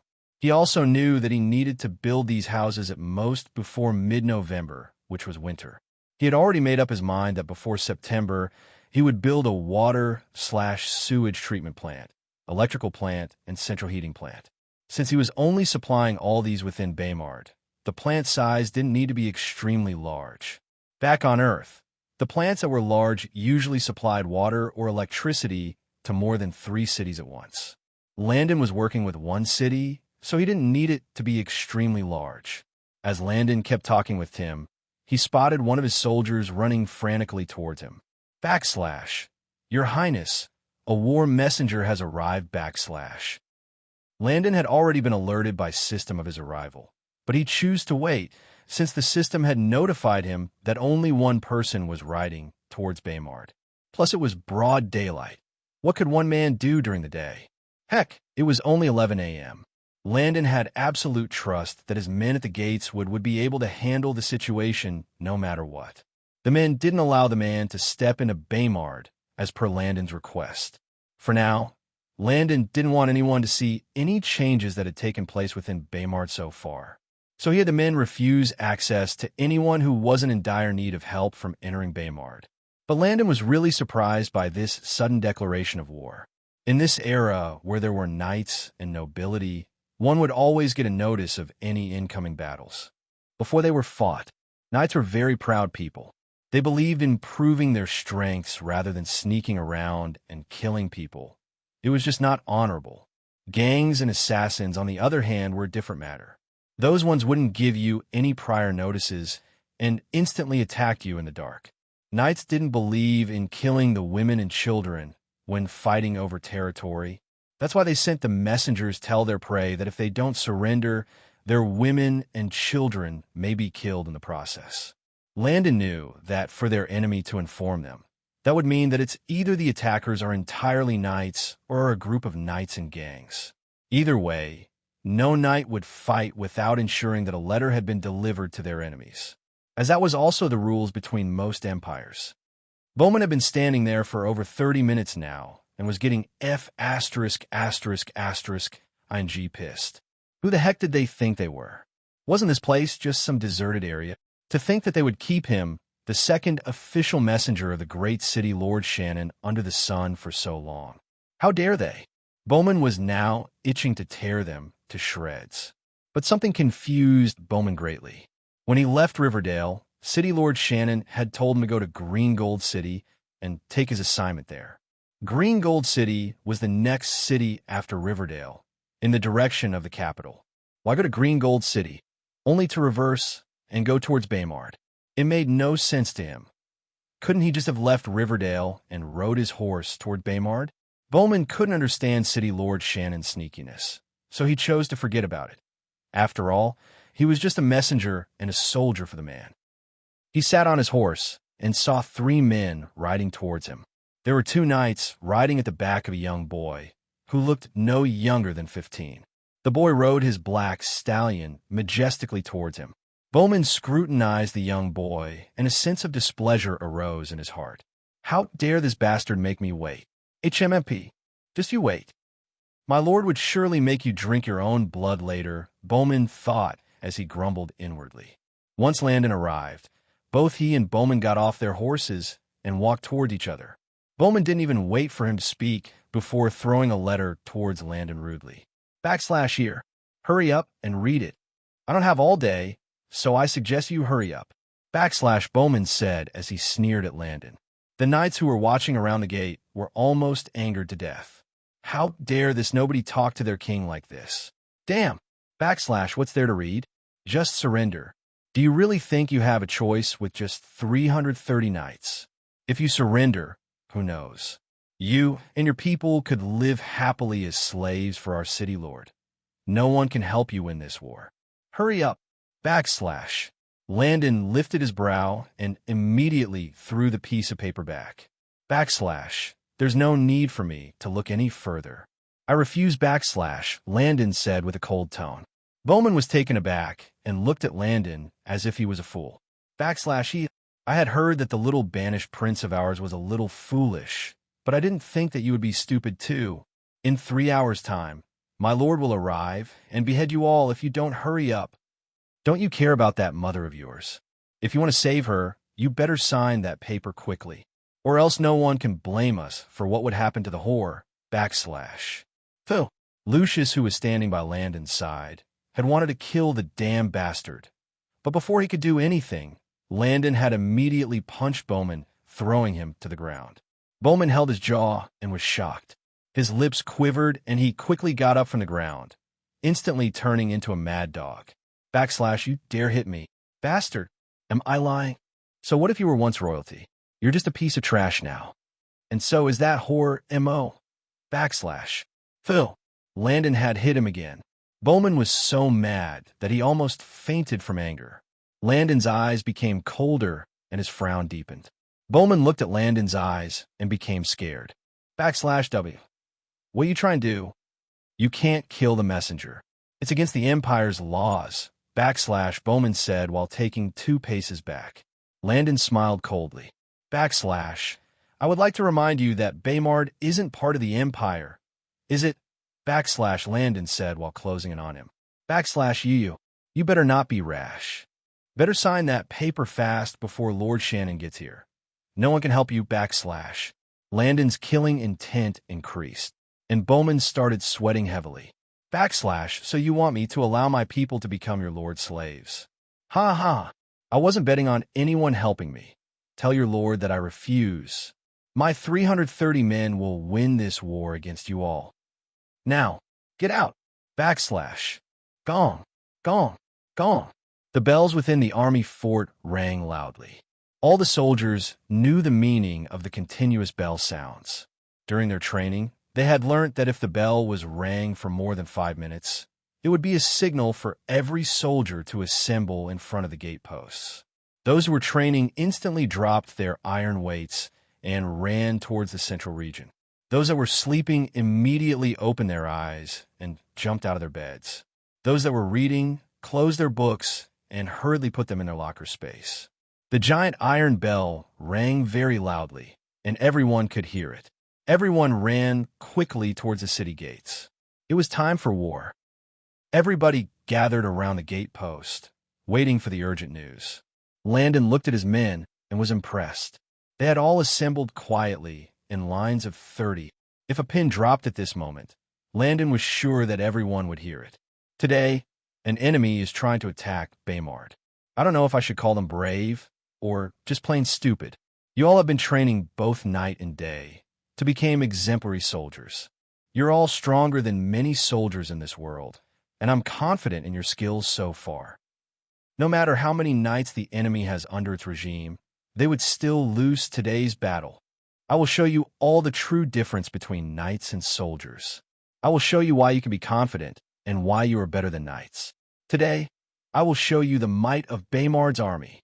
Now, it's time to win our first battle. For Baymard. For Baymard, the soldiers yelled back. Landon had planned that for this war, he would only use his original 330 soldiers to win. He would assign them to all the cannons on the walls and have them deal with the enemies. Some of the men were excited, while others were curious about how they were going to win the war. The rest of the men decoded to watch the battle unfold from the city walls. Last time that Landon did a cannon test, 90% of the new recruits weren't present. Also, they had seen some of the warrant soldiers practice. They still weren't sure if a cannon could actually cause heavy damage to their enemies. Landon wanted to use this opportunity to prove the strength and damage cannons could cause. While they were waiting, Landon had the men bring out sacks of gunpowder and place by the sides of every cannon.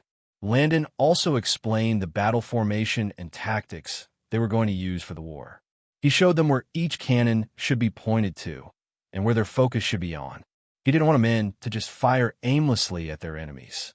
That's why cannon battle formations were very important.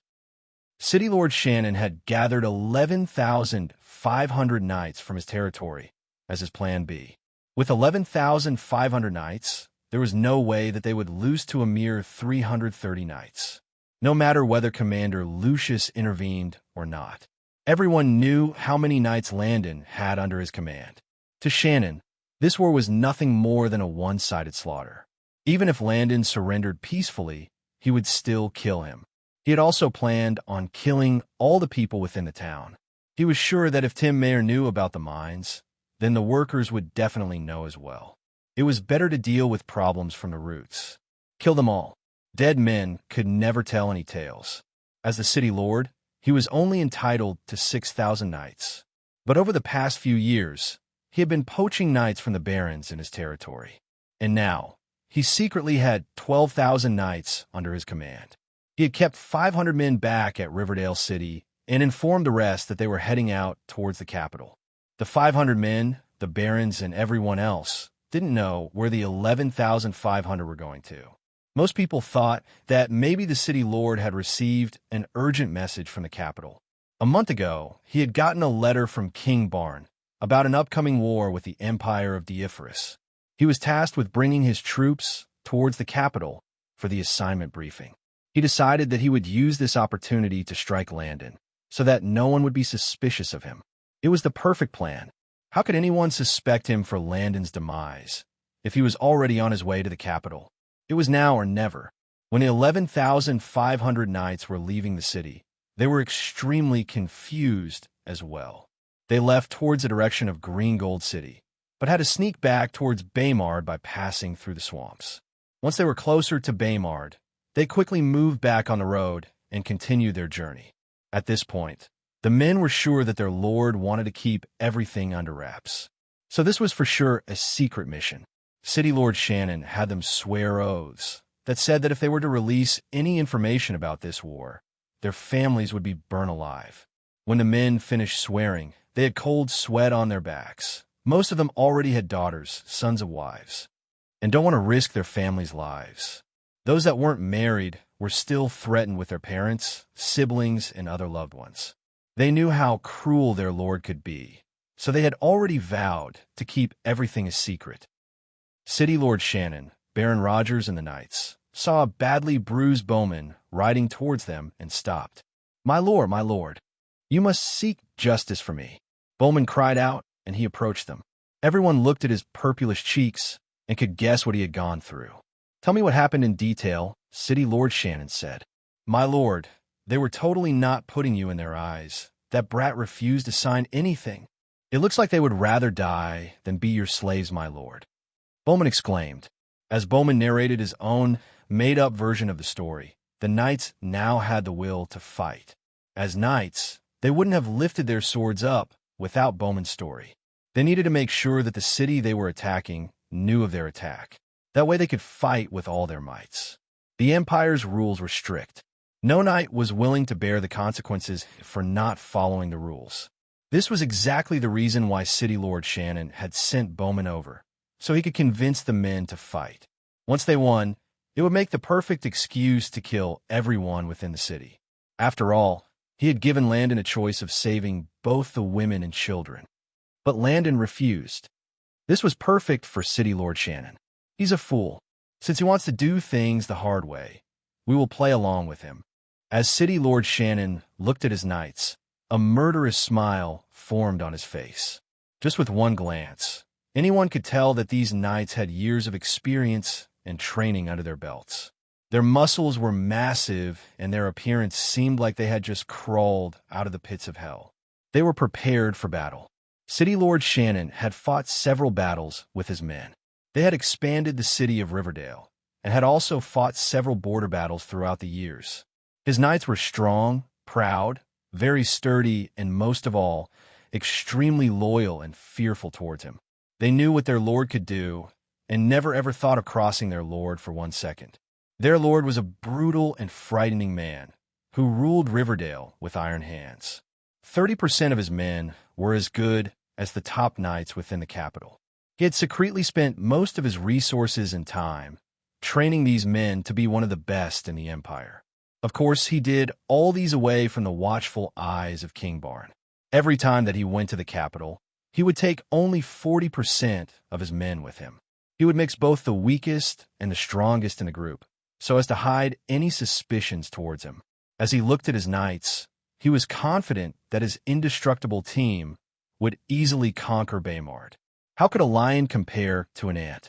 The knights carried hard iron shields and long, sharp swords, as they steadily made their way towards Baymard. My lord, we should be arriving Baymard in an hour's time.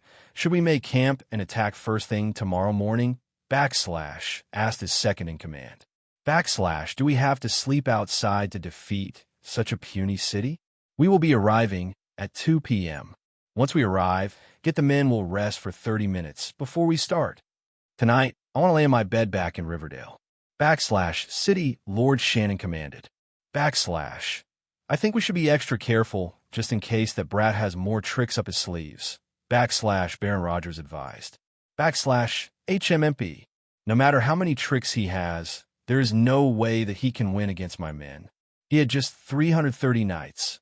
How is that even a possibility? City Lord Shannon sneered.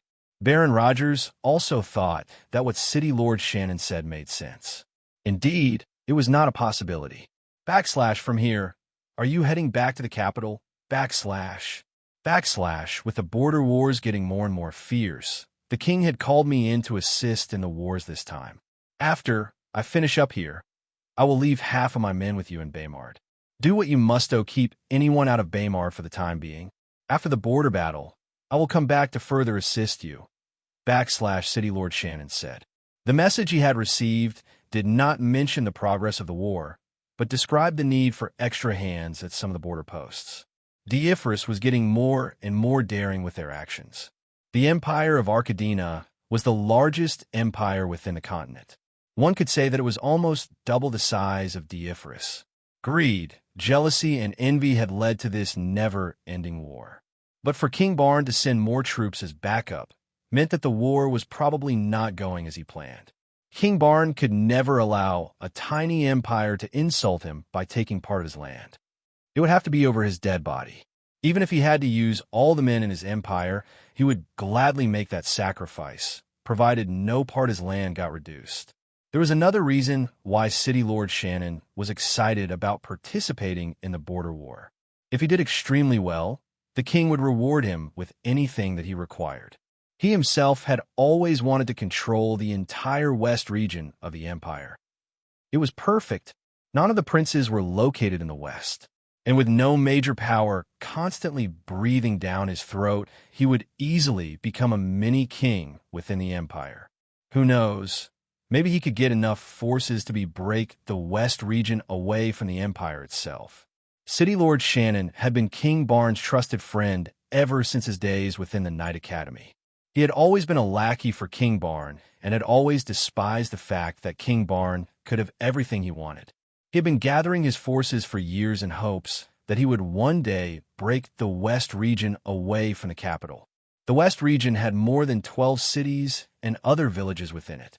He had planned that when he performed exceptionally well, he would ask for just 2 more cities to control.